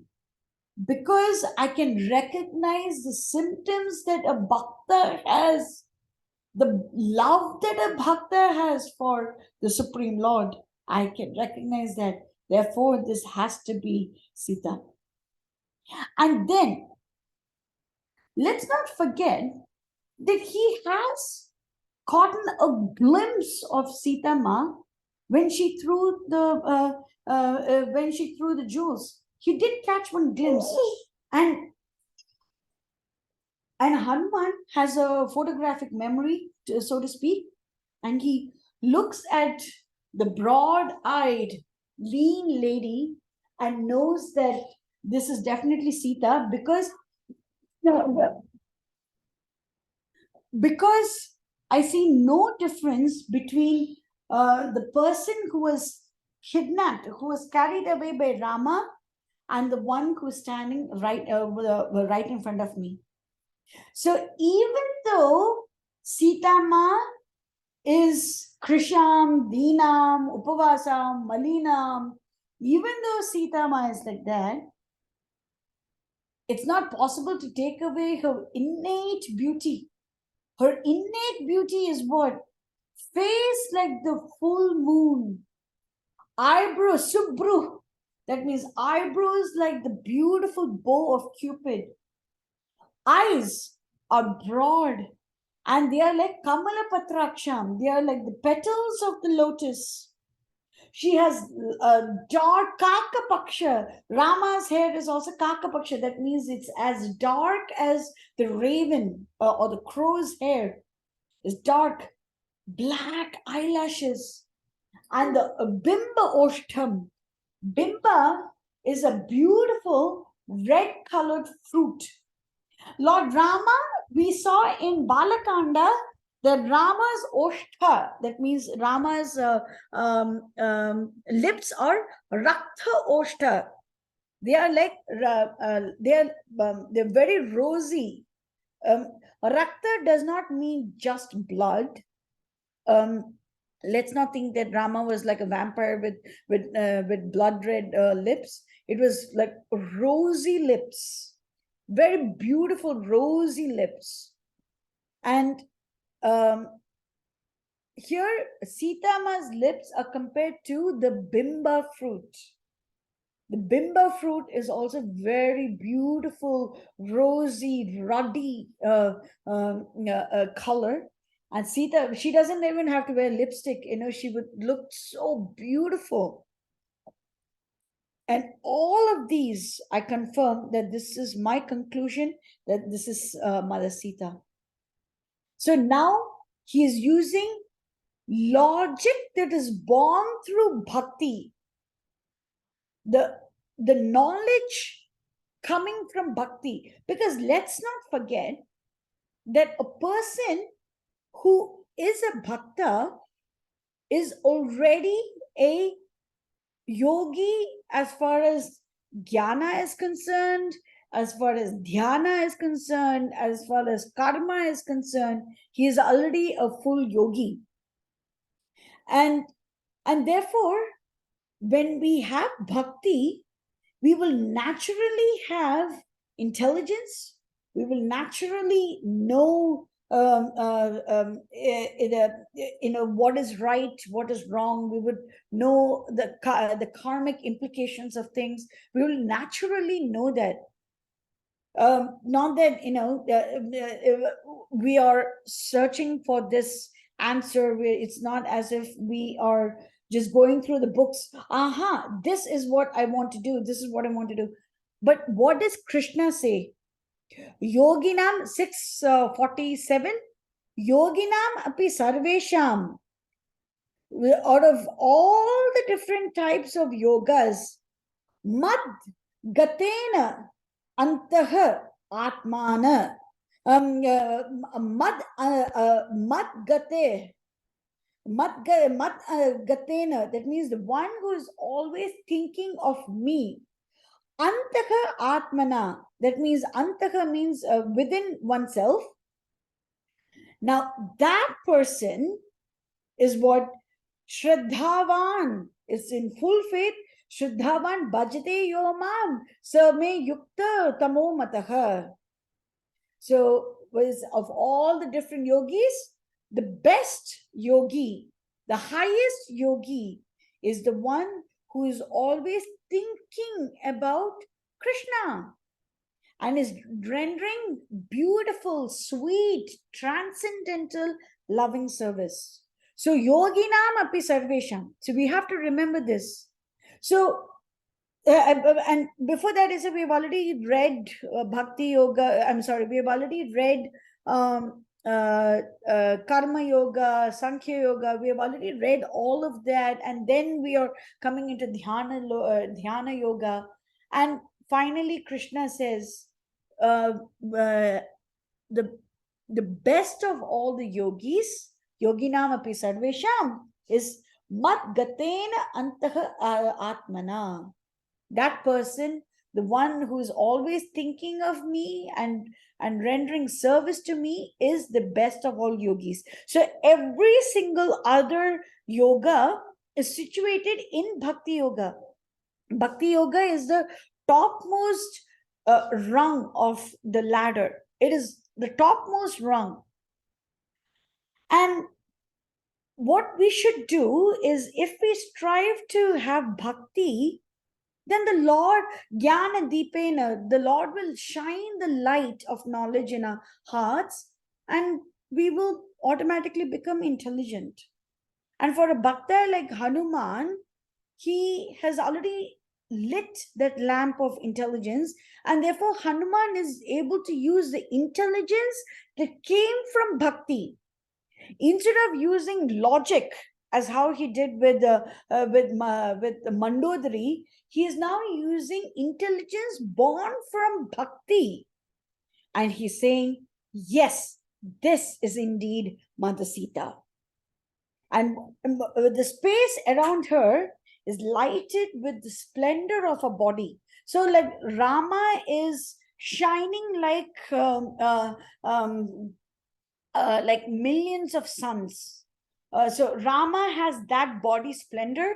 He's the sages of Dandakaranya in the first chapter of Sankshepa Ramayana. The Narada Muni says that the sages of Dandakaranya were like spiritual fire. They were radiant like fire. Sita Ma is irradiating a beautiful splendor around her. Beautiful splendor, soft, sweet, shining. So Sita Ma is so gentle, soft, sweet, the tender. This is who she is. And this is the light that is emanating from her. And she is in deep meditation like a hermit. She is the queen. She is the queen of Ayodhya. She is the queen of Rama's heart. She is the queen of Rama's heart. And people pray to her. And now she is like that hermit. You have to imagine Hanuman saying all of this with Baspa Purnakulam, his eyes full of tears. Yatra yatra Raghunatha Kirtanam tatra tatra Kritamastakāñjalim Bashpavari Paripurna Lochanam Marata Namata Rakshasantakam. Wherever the name of Lord Rama is chanted, in those places with his head bowed down in supplication and his eyes full of tears, Hanuman would be there. This is the promise. Whenever we are chanting Ramayana, we should know that Hanuman is close by. So imagine what Hanuman would feel if we chant something other than the bona fide version of Ramayana. How irritated he would be. If I can get irritated, just imagine how irritated Hanuman would be. Where you should chant the bona fide version of Ramayana. The bona fide version. Because this is the promise. As soon as we chant the name Rama, Hanuman is there. Why? Because he's Manojavam Bharatatullya Vegam Jitendriyam Buddhimatam Varishtam Vatatmajam Vanara Yutham Mukyam Sri Ramadutam Sharanam Prapadye. Manojavam, the one who can travel in the speed of thought. Marutatulya Vegam, the one who can travel like the wind, unimpeded. Unimpeded. Nobody can put an obstacle to the wind. Nobody can do that. Manojava Marutatulya Vegam Jitendriyam, the one who has conquered his senses. Why? Because he is a pure bhakta. Pure bhakta is Rishikena Rishikesha Sevana Bhakti Ruchite. The one who knows how to use the senses in the service of the Lord is a pure bhakta. That is why Hanuman is Jitendriyam Buddhimatam Varishtam. He is so great in his buddhi. Vatatmajam, the one who is the son of Vayu. Vanara Yutha Mukyam, he is the commander-in-chief of the Vanara army. Sri Ramadutam, he is the emissary of Lord Rama. Sharanam Prapadye, I am taking shelter of him so that he can recommend this unfortunate soul to Lord Rama. Please, I'm taking his shelter so that he can recommend me to the lotus feet of Sita Ma and Lord Rama. So whenever we chant the name of Rama, Hanuman is going to be over there. How? Bashpavari Paripurna Lochanam. And over here, he has Rama in his heart. He's seeing Sita Ma with his eyes. He's completely in tears. Completely in tears. So remember, even through the knowledge born from bhakti, through every single thing, his eyes are full of tears and he's crying. This is my Sita Ma. I had expected to see one Purna Chandra. I'm seeing just one small Rekha. Shrinking within herself. She's shrinking within herself, sighing again and again. She's been conducting deep austerities and fasts. Deep austerities and fasts. And this is the Sita Ma I'm seeing. This is she. And then he says that limbs are well-shaped. Every sign of perfection is in her. She's deep in meditation. And that unimaginable suffering that she is going through, unimaginable grief, is almost like a veil. It's like a veil. So the grief of separation from Lord Rama is the veil. And when is this veil going to be lifted? It is lifted when she finally sees Lord Rama. Finally sees him. That is when that veil is lifted. And Hanuman is quite aware. She is at her brink of her death. Let me iterate this. She's at the brink of death because she doesn't know if Lord Rama is going to come to her or not. How would she know? Because the only person, I mean, the one who can communicate and talk was Jatayu. She told the swans, she told the deer, she told the trees, she told the hills, she told them all, but it's not as if they speak. It's not as if a deer is going to speak to Lord Rama. The only person who could speak was Jatayu. And Sita Ma saw Jatayu in such a lamentable state.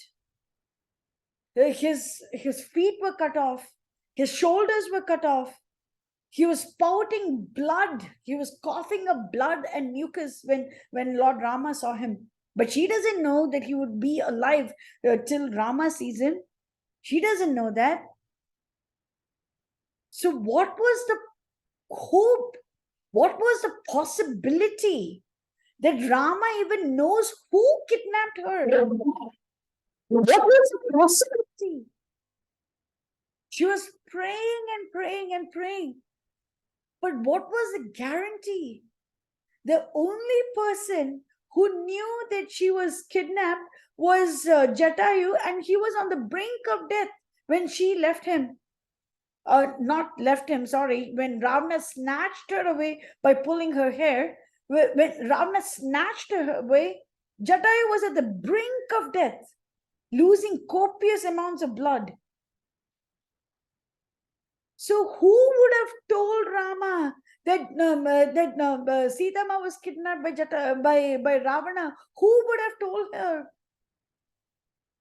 This is the thing that she had to live with for 10 months. Does Rama even know that she has been kidnapped? Does Rama even know it? So we know the story and we know how it ends. But imagine what Sita Ma was going through at that time. What was she going through? And he's saying that the beautiful lotus like face, the beautiful moon-like face is dimmed because of those tears.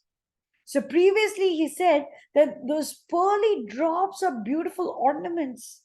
And now, because of the volume of the tears that are coming out of her beautiful Asitakshana, the dark eyes, dark lotus petal-like eyes, because of the volume of tears coming from her eyes, Hanuman is saying those tears are dimming that beautiful face of hers.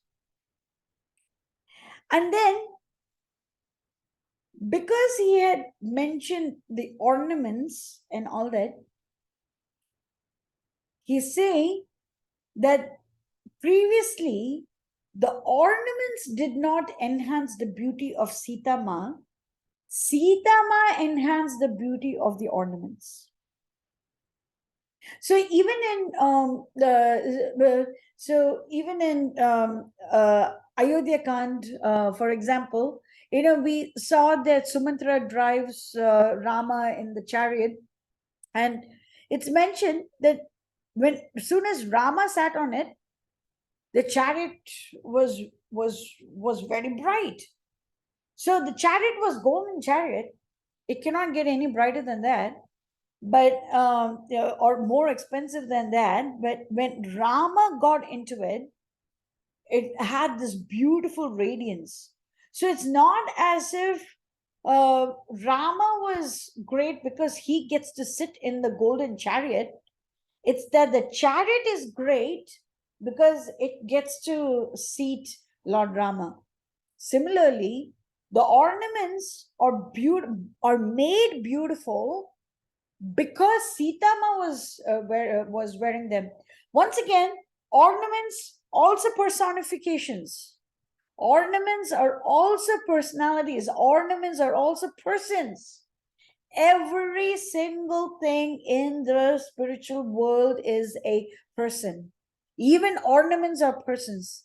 So they're very beautiful persons. That's why Lord Rama and Mother Sita are wearing them. But their beauty is nothing when compared to the original beauty of Lord Rama and Sitama. And then Hanuman sees her. She's looking here and there. She's looking here and there. Oh, maybe Rama might come. But maybe somehow or the other she will get somehow or the other, someone will say that you are now free to go back to Rama. Maybe something might happen. And then um and then he sees that there are a couple of ornaments that she did not really throw in that bundle. Maybe she had like 10 chains, she threw just 5 or so, but she didn't wear any ornaments right now, so she had hung the others on the trees. And Hanuman is so intelligent that he remembers the pattern of the ornaments that were thrown, and he's able to match those patterns with the ones that were hanging from the branches of a tree. Imagine that.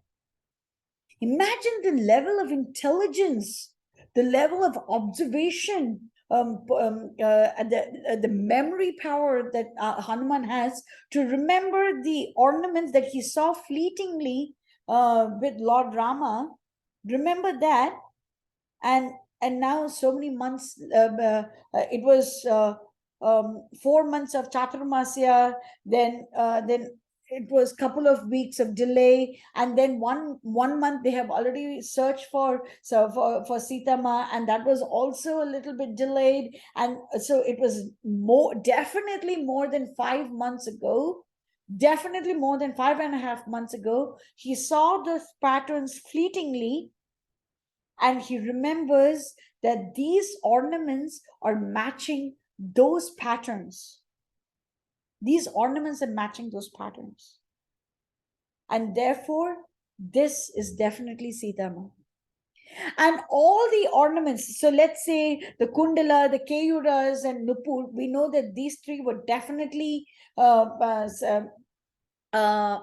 put in the bundle, because Lakshmana says, Naham janami keyuri, Naham janami kundali, Nupure tohi janami nitya pada vandanath. I cannot recognize the keyuri, I cannot recognize the kundala, because because I worshipped Mother Sita's feet every day, I can recognize a Nupur. So we know that Nupura, Keyura, and Kundalas were definitely amongst the bundle that Lord Rama saw that Sitama had thrown to Sugriva. And so Hanuman is saying that the ornaments that were thrown in that bundle, I do not see over here. So I'm able to recognize the patterns. So they are of the same pattern. And those that were in the bundle are not here. So they're missing. So that means that Nupur was no longer hanging from the tree. Keyuras were not hanging, or Kundalas were not hanging. So I know. So when you put both the parts together, we get one entire complete set of ornaments that Sitama used to wear. And therefore, he says, I know for certain that this is Sitama. Imagine using intelligence in in the proper way, using intelligence in the proper way. So Ravana was also pretty intelligent. Let's not forget that. He was also very intelligent. But was he a Vedic scholar? No. Because Krishna says, Vedeshta chaham ahameva vedyo. You can know me through Vedas. So if a person reads all the Vedas and does not come to the conclusion about who the Supreme Lord is, that person is not a Vedic scholar. He may have just learned the Sanskrit, the grammar and all that, but he is not a Vedic scholar, because what is the goal of the Vedas? To know that Krishna is the goal of the Vedas. To know that Krishna is the goal of the Vedas. And and a person who does not know that is not a Vedic scholar. The Supreme Lord was standing right in front of this Ravana, and he just called him, "Oh, you are a puny mortal."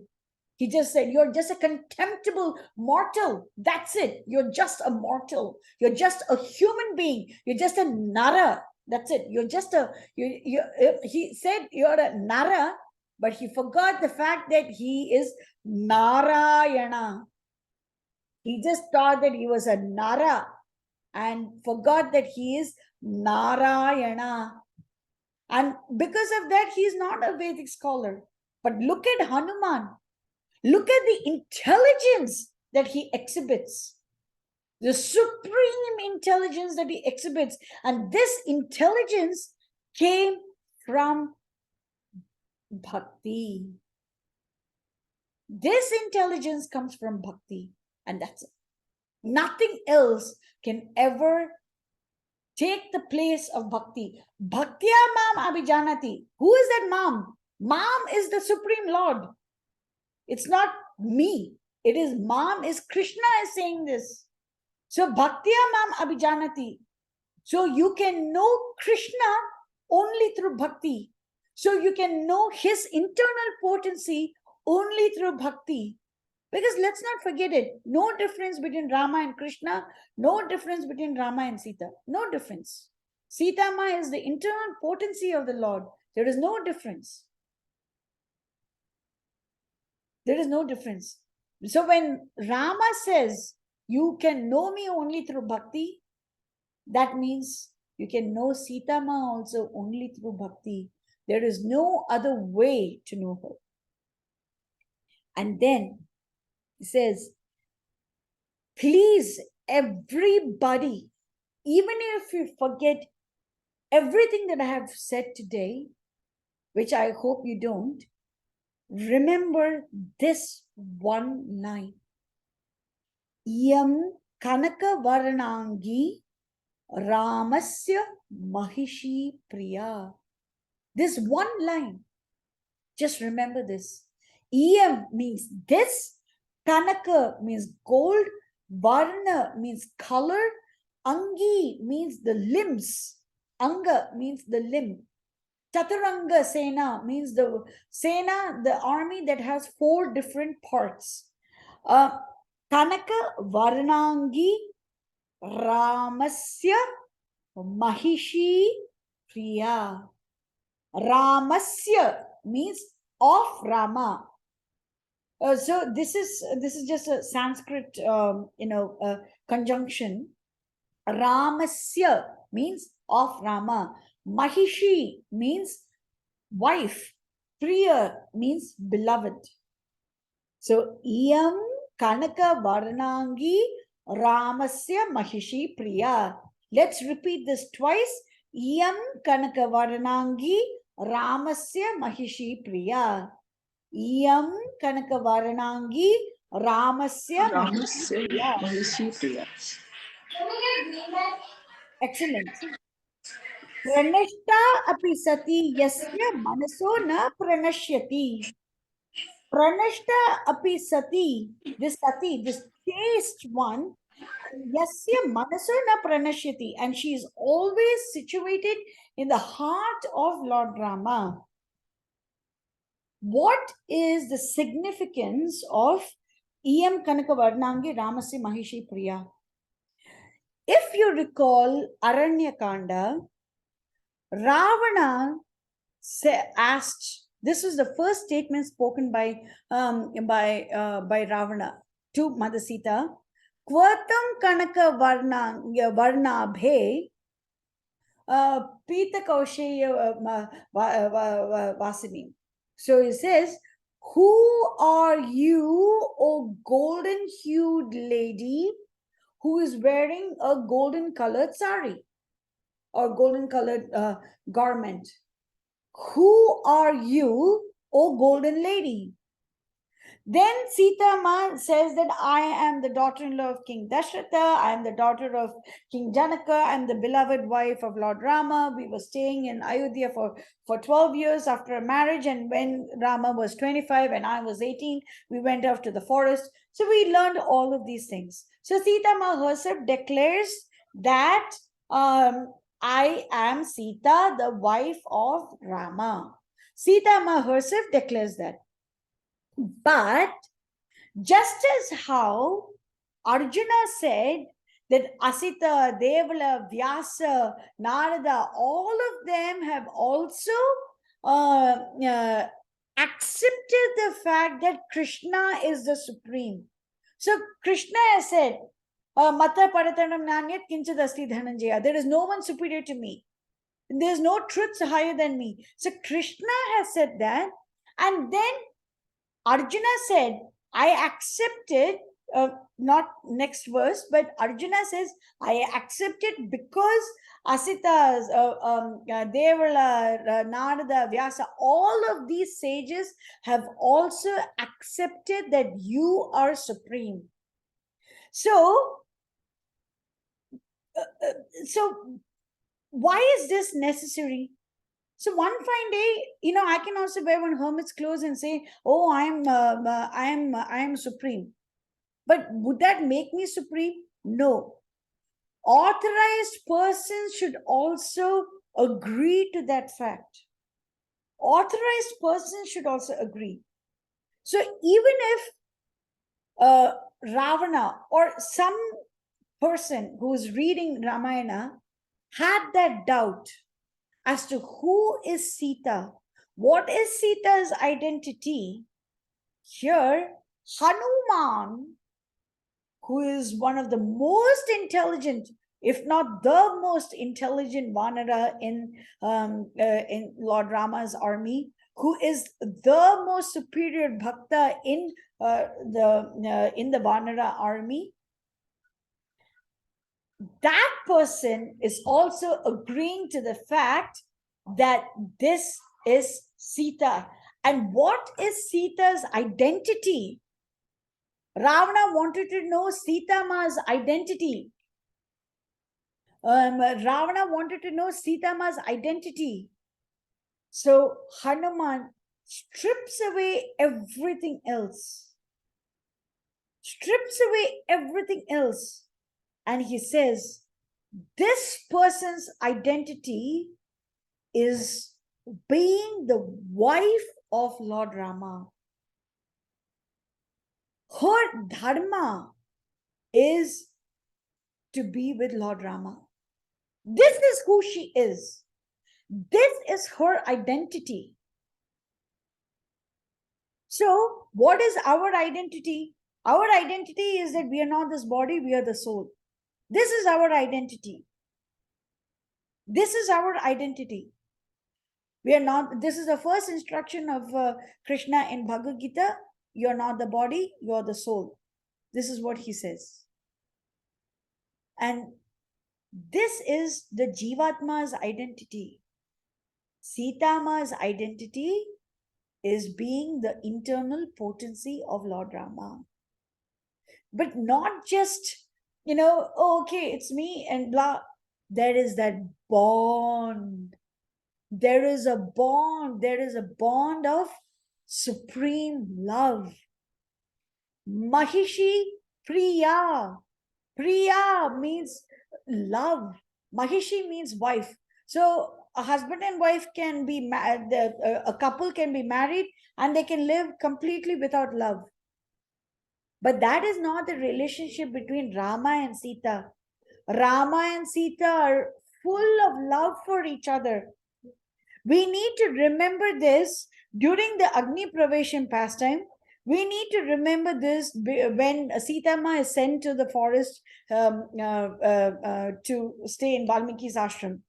Because at that time, people might think that Rama doesn't love Sita at all, but that is not true. Hanuman is saying that this is Sita Ma's identity. This is Sita Ma's identity. Ramasya Mahishi Priya. Remember this one. So now, if you are somewhere in your prayer room and you have a picture of Sri Rama Parivar, look at Sita Ma and say, Iyam Kanaka Varnangi Ramasya Mahishi Priya. By the way, I explained only Ramasya Mahishi Priya. Lord Rama's beloved wife.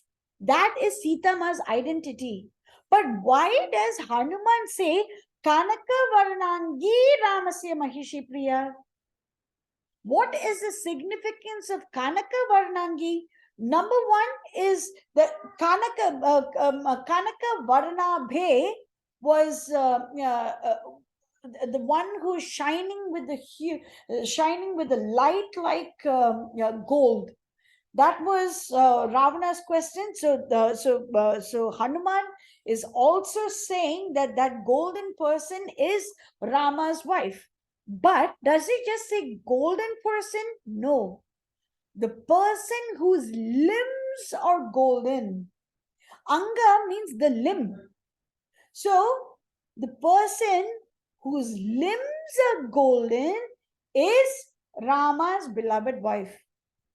Why does Hanuman stress on Angi? Why didn't he just say Varna Bhe, just like Kanaka Varna Bhe, just like Ravana had said? Why didn't he say that? Because when Ravana saw Sita Ma, he saw her without Lord Rama. Well, of course, Rama was not physically in the hermitage, but I hope you understand my point that Ravana did not see Sita Ma in relation to Lord Rama. He saw her as independent of Lord Rama. And therefore, independently, Sita Ma is golden hued, and therefore he just went on with the rest of the questions. But Hanuman is not like that. Hanuman is a bhakta. A bhakta will always see Sita Ma in conjunction with Lord Rama. So what is the significance of saying Angi instead of Abhe? What is the significance? Because through every golden limb of Sita Ma, she has served the Lord. This is the significance. Through every golden limb, whether she is in the forest or whether she is in the palace, she has one job to do. One job. And that is to please Rama. She has one job to do. So you can see a picture. I was very fortunate to find this picture. I was searching for these and I think I got as many as I possibly could. So Sita Ma in the royal palace of Ayodhya washes the feet of the Lord. We saw a mental image, and at that time in Ayodhya Kand, I said, take a snapshot of this picture. I was unfortunate not to find that, find something similar to that. Lord Rama was, Sumantra comes with the news of Dasharatha's summons. Dasharatha and Kaikeyi had summoned Lord Rama to come to their palace so that Kaikeyi can demand the two boons.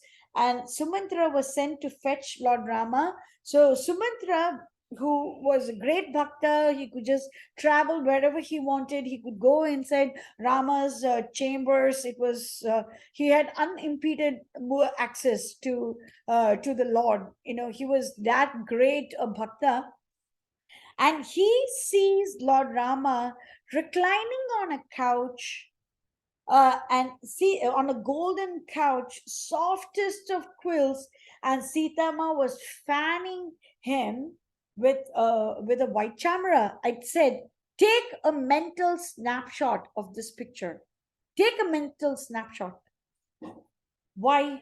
Through her hands, she fans Lord Rama. She massages the feet of the Lord.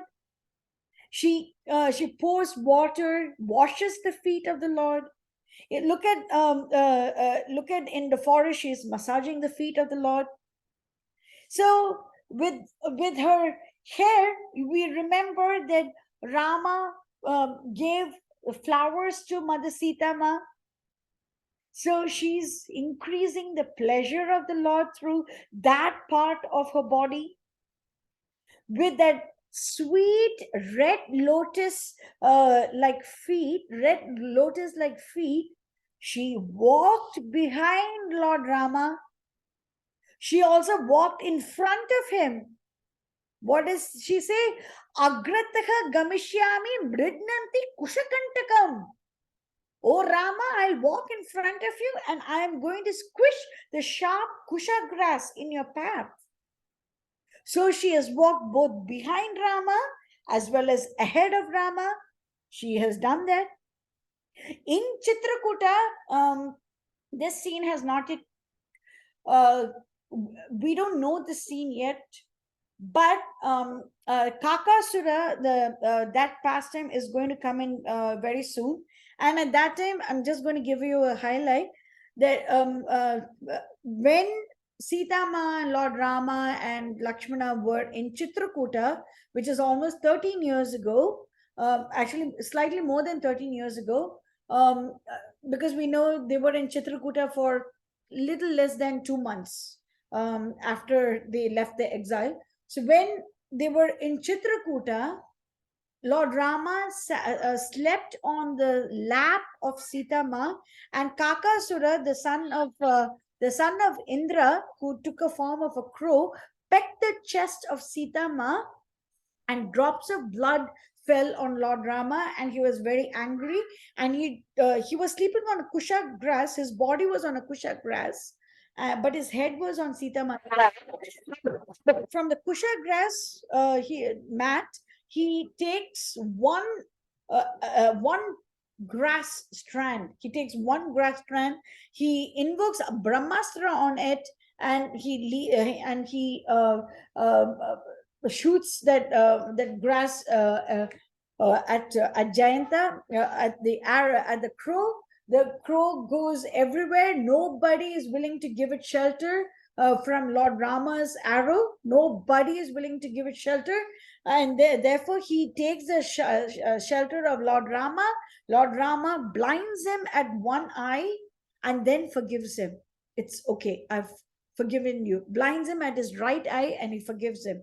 And Sita Ma, with tears in her eyes, she tells Hanuman, for the Sita who could not, Rama could not bear the impudence of one crow. How is Rama bearing to see me amongst all the Rakshasas? With tears in her eyes, she would ask Hanuman. But it is from the context of this, from the context of this thing, we know for certain that that Sita Ma used her limbs as pillows for the Lord. Now, there is another place in Sundara Kanda wherein she tells the Rakshasis that she has used Rama's shoulder as her pillow. So, how can she do that with another man? It's not possible. And over here, I was able to find one cartoon, an animated movie wherein Sita Ma is placing her head on the shoulders of Lord Rama. And therefore, every single thing that we have seen over here is very pleasing to the Lord. Therefore, Sita Ma uses her limbs, her hands, her lap, her head, her neck, her hair, her thighs, her feet. She uses every single limb, every single part of her body in the service of the Lord. That is why Hanuman says, Iyam Kanaka Varna Angi, not Varna Abhe. He says Varna Angi. So, Sita Ma was such an embodiment of service to the Lord that just one sight of her was enough. It's not even as if she had vocalized, yes, I have massaged the feet of the Lord. Yes, I have walked behind him. Yes, I have allowed him to sleep on my lap. Yes, I have done that. I have done this. No. Her very presence is evidence of the service that she has done towards the Lord. Her whole body, from head to toe, her entire body, every single limb is speaking volumes as to how much she loves Lord Rama. And therefore, remember, Ravana used Kanaka Varna Bhe, and Hanuman is using Kanaka Varanangi, because Hanuman sees Sita Ma with Lord Rama. Hanuman sees Sita Ma in conjunction with, as the servant, as the one who is pleasing to Lord Rama, the one who serves Lord Rama, the one whose interests are perfectly aligned with that of Lord Rama, the one whose every skill is dovetailed with the interest of Lord Rama, the one who is so beautiful and so that she gives pleasure to the Lord. That particular Sita is what Hanuman is saying. Pranashta api sati yasya manaso na pranashyati. And she's always situated in the heart of Lord Rama. This is the lady for whom Rama grieves. Now, Hanuman, yes, Hanuman is usually given as the epitome of Dasya Rasa. Hanuman is usually, if you think of, Madhurya, we would say Sita Ma. If you think of Vatsalya, we can say Kaushalya or Dashrata. If you think about Sakya, we can say Sugriva and Bibhishna. And Dasya is usually Hanuman. And then Shanta, you can talk about the trees of Ayodhya or the animals of Ayodhya. They were all very loving. They really worship the Lord. They were all there. Hanuman, by the way, Hanuman as Dasi Rasa is not just in within the world of Ramayana. Throughout Bhagavatam also, throughout Bhagavatam, Hanuman is given as the example for Dasya. Dasya Rasa is usually Hanuman. We are not asked to be servants of the Lord. No Acharya actually says that I want you to be the servant of the Lord.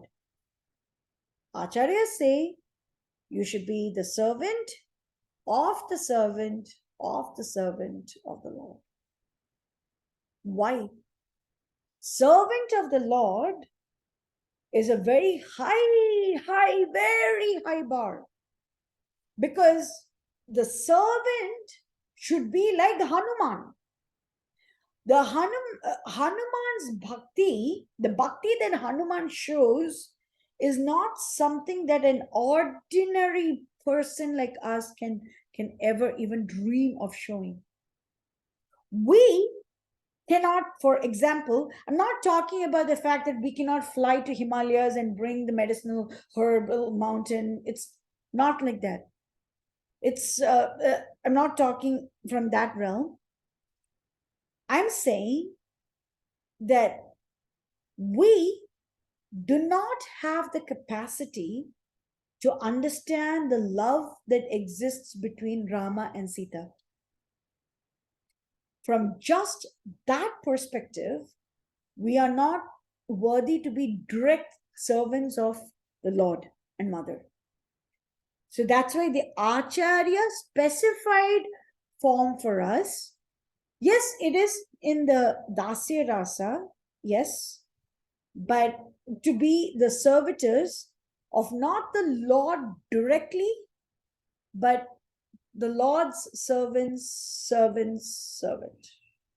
That is the Acharya specified form. Because we do not have the intelligence. Okay, let me speak from my perspective. I don't want to put anyone else down. I don't have the intelligence to adequately describe the love that exists between Rama and Sita. I don't have that intelligence. So look at what Hanuman is saying. This is that person for whom Rama is grieving.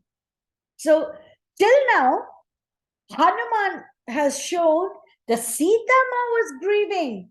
That grief of separation from Lord Rama was a thick veil that has diminished her splendor. She's Nishwasantam Punaha Punaha. She's conducting fasts. She's doing prayers. She's Upavasam. She's Krishim. She's Deenam. Blah blah blah.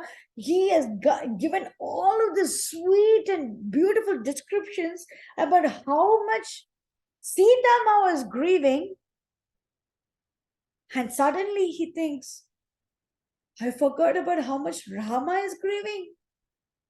It is for this Mahishi Priya, it is for this lady that my Rama is grieving so much. Rama and Sita are perfect. Asya Devya Yatharupam Anga Pratyanga Saushthavam Ramasya cha Yatharupam Tasya Iyam Asitakshana. As this Asitakshana, this dark-eyed lady, Akshana means lady, Akshana means a man. So Asitakshana, this beautiful dark-eyed lady, Yatharupam, Anga Pratyanga Saushthavam, Anga Pratyanga, so every single limb. He's going back to Ramasya Kanaka Varananga. That Anga, he's saying, Anga Pratyanga Saushthavam, perfect. Yes, Asya Devya Yatha Rupam, blah blah blah. Ramasya cha Yatha Rupam. So whatever is in this lady is perfectly matching Rama's. Why? Because Sita Ma is the internal potency of the Lord. There is no difference between Rama and Sita. There is no difference. It's the same person that are in two separate forms. Therefore, they are completely inseparable. And they're completely inseparable. And therefore, you're saying, for Rama, only Sita Ma is matching. And a couple of chapters later, we will see how the Rakshasis keep on tormenting Sita Ma. You forget about Rama. Well, what is he? He's Deenam. He doesn't have anything. You married Ravana. Ravana is the son of Pulastya. He is going to be the best spouse for you. But Hanuman, even before we hear all of that, Hanuman says, only Sita is matching for Lord Rama, and only Rama matches Sita. There is no other perfect match for either one of them. Asya Devya Yatharupam Anga Pratinga Saushthavam Ramasya cha Yatharupam Tasya Iyam Asitakshana. Now, a question might arise. how is it that Rama and Sita, okay, fine, up till now we understand, okay, they are very much in love, they are grieving for each other, but out of this grief, how are they still alive? Asya devya manaka tasmin tasya cha asyam pratishthatam ten iyam sacha dharmatma muhurtam api jivati. If the Lord is able to survive for even a moment without this devya, without this devi, it is because this lady's heart is within the Lord, and the Lord's heart is within this lady. So when Rama is grieving, so think about this. Rama's heart is bleeding. Sita's heart is bleeding. So Sita's is still alive, barely, but she's still alive because she has Rama's heart. And Rama is still alive because he has Sita's heart. That is how both of them are still alive. Muhurtam api jivati. For that split second, also for the tiny, infinitesimally small time that that they are able to survive, it's because their hearts are with each other. Now, remember Balakand. I told you, key takeaways. Remember, Sitama and Rama can antargata hridaya hridam. No, I'm sorry, hridayam hrida. They can communicate with each other through just their hearts. And now see, their heart, they have given their heart to the other. And they are helping each other stay alive. They are helping each other stay alive in this 1 year of separation. Can we even imagine such a love? Can we imagine it? See, Sita Ma is a supreme goddess. Lord Rama is a supreme Lord. They know that they have to conduct this pastime. They know that they have to do this for the benefit of this entire world, because this is what the Devatas had prayed for. This is one of the purposes of his arrival. But remember, Sringara Rasa, this is mentioned in the 4th chapter of Balakan. We went through this. Valmiki Ramayana has all the rasas. But the first rasa that is mentioned was Sringara. Lord Rama, it is irrespective of what form he takes, is always in love with his beloved Sita. So always in love. So they know that they have to conduct this very difficult pastime. They know that they have to conduct it. So Rama gave his heart to Mother Sita, and Sita Ma gave her heart to Lord Rama. And in this 1 year of separation, they were actually communicating with each other through their hearts. Rama is communicating with Sita Ma is communicating with Lord Rama. This is the extreme love. The extreme love. And now Hanuman is saying, there was a time when I thought, how come, I mean, he has seen Rama's valor. He knows that Rama is so powerful that with a single arrow, he killed Vali. With a single arrow, he killed Vali. So I had previously thought, why is this great warrior grieving like this for a lost wife? Because let's not forget, Hanuman was a companion of Sugriva. Sugriva was saying, I lost my wife, I lost my kingdom. I lost my wife, I lost my kingdom. I lost my wife, I lost my kingdom. And he was also so-called grieving. And he knows Rama is much more powerful than Bali. So why is he grieving for his wife?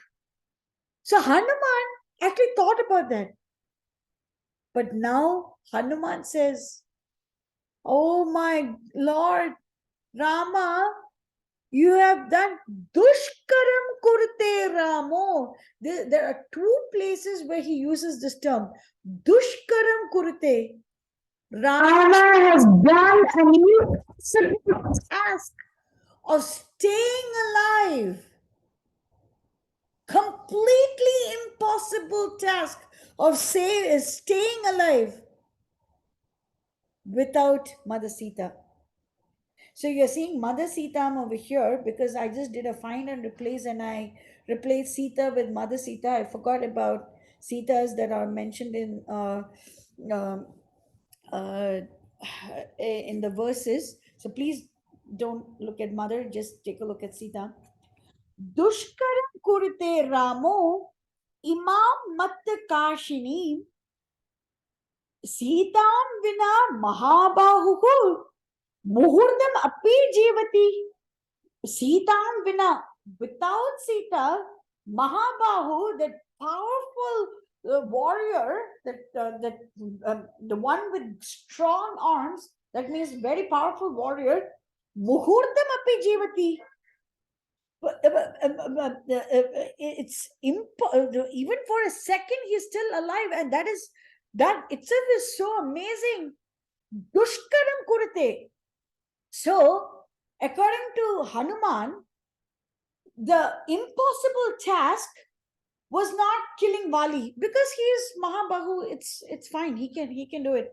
The impossible task was not killing Tataka. Yeah, he could have. Yeah, it's very easy. He could. The impossible task was not breaking the bow of Lord Shiva. No. That's very easy. The impossible task was to stay alive despite losing Sita Ma. And he says they were alive. Both Sita and Rama were alive because Sita Ma's heart is with Lord Rama and Rama's heart is with Mother Sita. And now, see, it's so strange that he's away from Sita and he's still alive. How is it even? How is this even possible?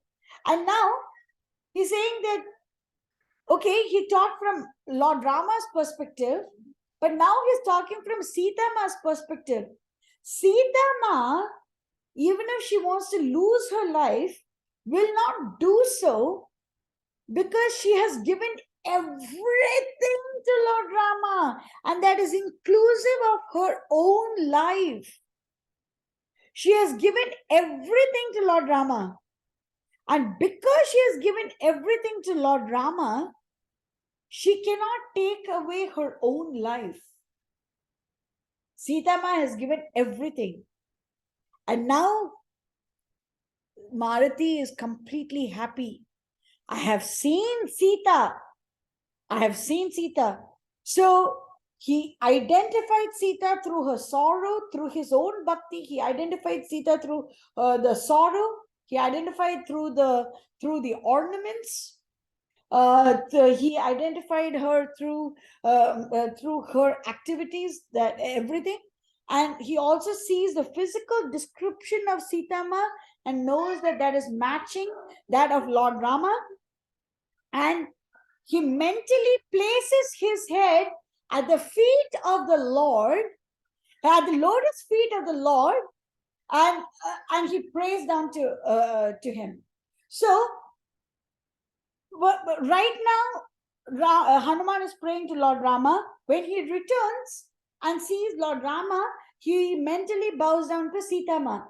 So Hanuman shows us that when we see Sita Ma's picture, we should immediately think of Lord Rama. And when we see Lord Rama's picture, we should immediately think of Sita Ma. If we are not doing that, then we are not following the bhakta specified form of seeing the Lord. The Bhakta specified form, the Shastra specified form of seeing the Lord is to think of one when we see the other. So when we see Sita Ma, we should think of Lord Rama. When we see Lord Rama, we should think of Sita Ma. So it says, Evam Sita tada drishtva krishta pavana sambhavaha jagama manasa ramam prashasamsa tam prabhum. And prashasamsa, prashamsa means, you're praising. Rama, you're the one who's crowned with infinite excellences. Jagama manasa ramam, through every fiber of his being, Hanuman is saying, Rama, you are crowned with excellences. That's why Sita Ma is yours.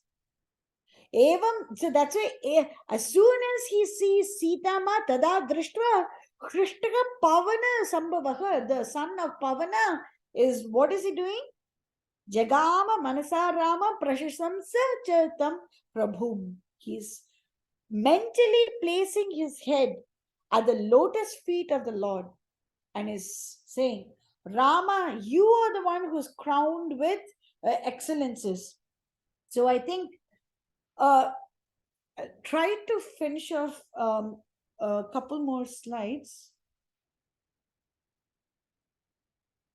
Okay, I think I'll just finish off this one slide. It's getting a little bit late as well.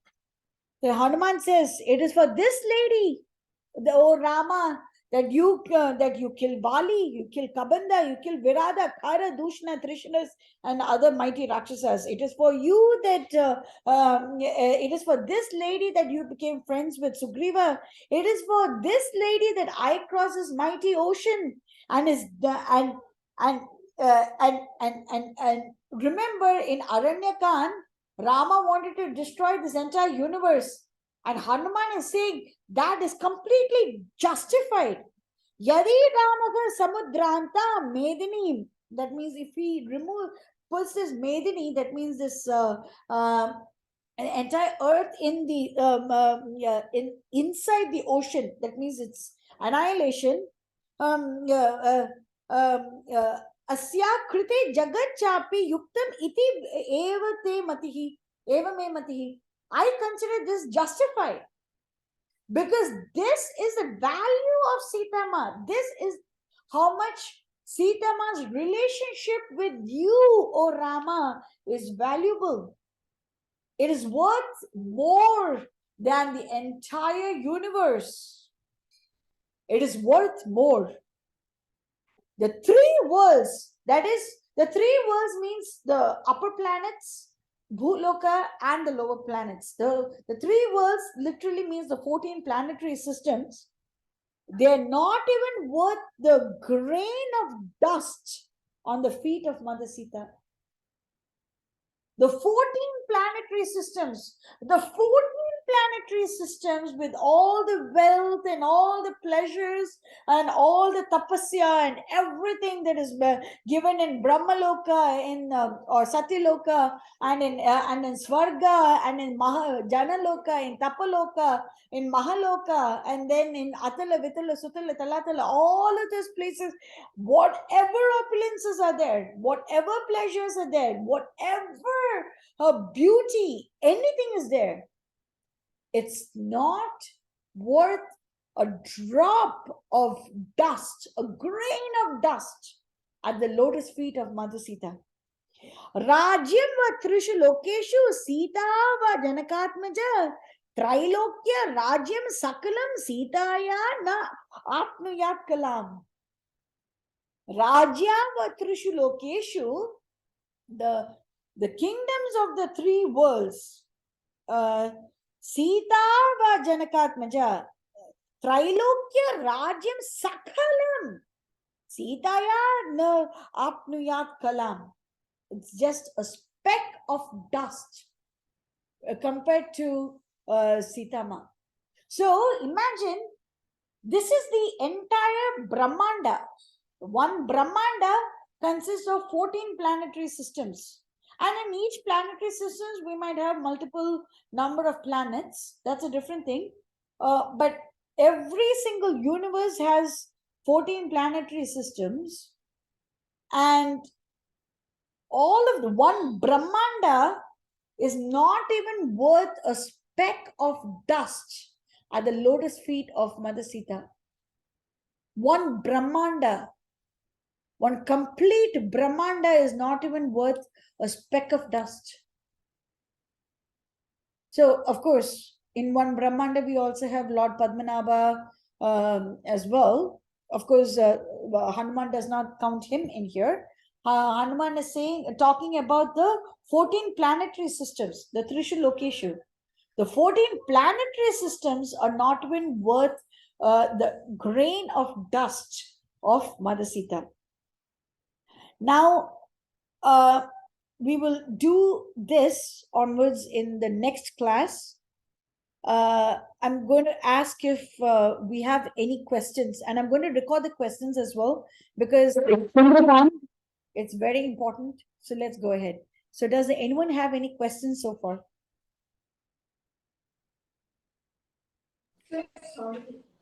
Mataji, I have a question.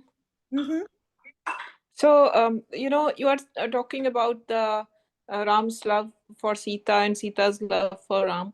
But there are so many, I don't know whether these are concoctions, stories around, Ram said to her that, it was um, just for the Ikshwaku Vansh that I tried to save you. And what if, when Lakshman was hurt, at that time also he was lamenting that I can get many wives but the brother I can't get again and all that stuff. Is that true or is it just concoctions? Both of them are true.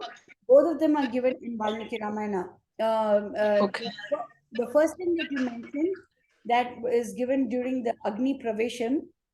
The Yes. second thing that you mentioned is also given in Yuddha Kanda. There are a couple of times where Rama says this. So he uses the term Sita and his own life intermittently. So because Sita Ma is like Sita Ma, say he has said Tvam Pranapi Api Gariyasi. He has said that Sita, you are loftier than my own life. So when he wants to express his love for Lakshmana, he says, so it basically just means that Lakshmana is more important to Lord Rama than his own life. So Sita Ma is standing in place of Rama's life in there. In Agni Praveshan time, when Lord Rama says this, there is a deeper reason why he says it. I don't want to reveal it right now because Agni Pravesham is a very huge topic and we will get there during Yuddha Kand. So just give me a couple more days. Be patient for a couple more days and we will get there. Yes, and I have one more question, maybe not related. If you want to answer it another time, you may. In those days, how were they communicating? Because it seems like Ravan knew very well at that time, that he's a king from Ayodhya, and Vibhishan knew them as well, and that he was a god's incarnation, all that stuff. They still knew. Is it due to meditation and all their higher consciousness, or was there some other means of communicating? Um, this is not explicitly given in Valmiki Ramayana Mataji, so I don't know. But they do have resources. Obviously they have spies because they are all kings, right? So obviously they have spies, and the Rakshasas have wreaked havoc on the Arya lands. That's why Rama had to come with Vishwamitra to destroy Subahu, Maricha, and their followers and all that. So it's not as if Ravana was completely unaware of what is happening in the mainland. Um, so but this method of communication is not explicitly mentioned. Spies, I can definitely think of as one such way. That is mentioned. And as far as Vibhishna is concerned, Vibhishna is he has the boon to follow the path of righteousness. Um, so when Ravana and Kumbhakarna had asked for powers, he just asked to follow the path of dharma. So he knows that Vibhishna is dharma's incarnation. So he knows that Mm. Vibhishna knows that Rama is dharma. So that's about it. Any other Sundara Kanda related questions? Sundarkand, no, not really. Everything is quite clear. Okay. And the way you describe it, it just makes us feel that we are there, feeling that, it's so picturesque, I would say. Everything is so clear in Uh, front of our eyes. this is the potency of Valmiki Ramayana. Mataji. I am doing nothing. This is Valmiki Ramayana. Valmiki Ramayana, when we read it, we can see everything happening right in front of our eyes. That's the boon of Valmiki Ramayana. Does anyone else have any questions?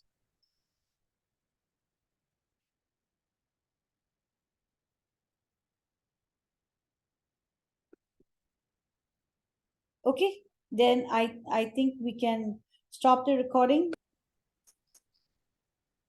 Mangalam Koshilendraya, Mahaniya Gunabdaya, Chakravarti Tanujaya, Sarva Bhaumaya Mangalam. So this is by Varavara Muni Swami and Vanamala Mamonigal, that's his other name. So whenever we sing the stories of Lord Rama, everything is auspicious. So with that wonderful note, let's conclude for today. And I'll see you all tomorrow. Hare Krishna. Hare Krishna.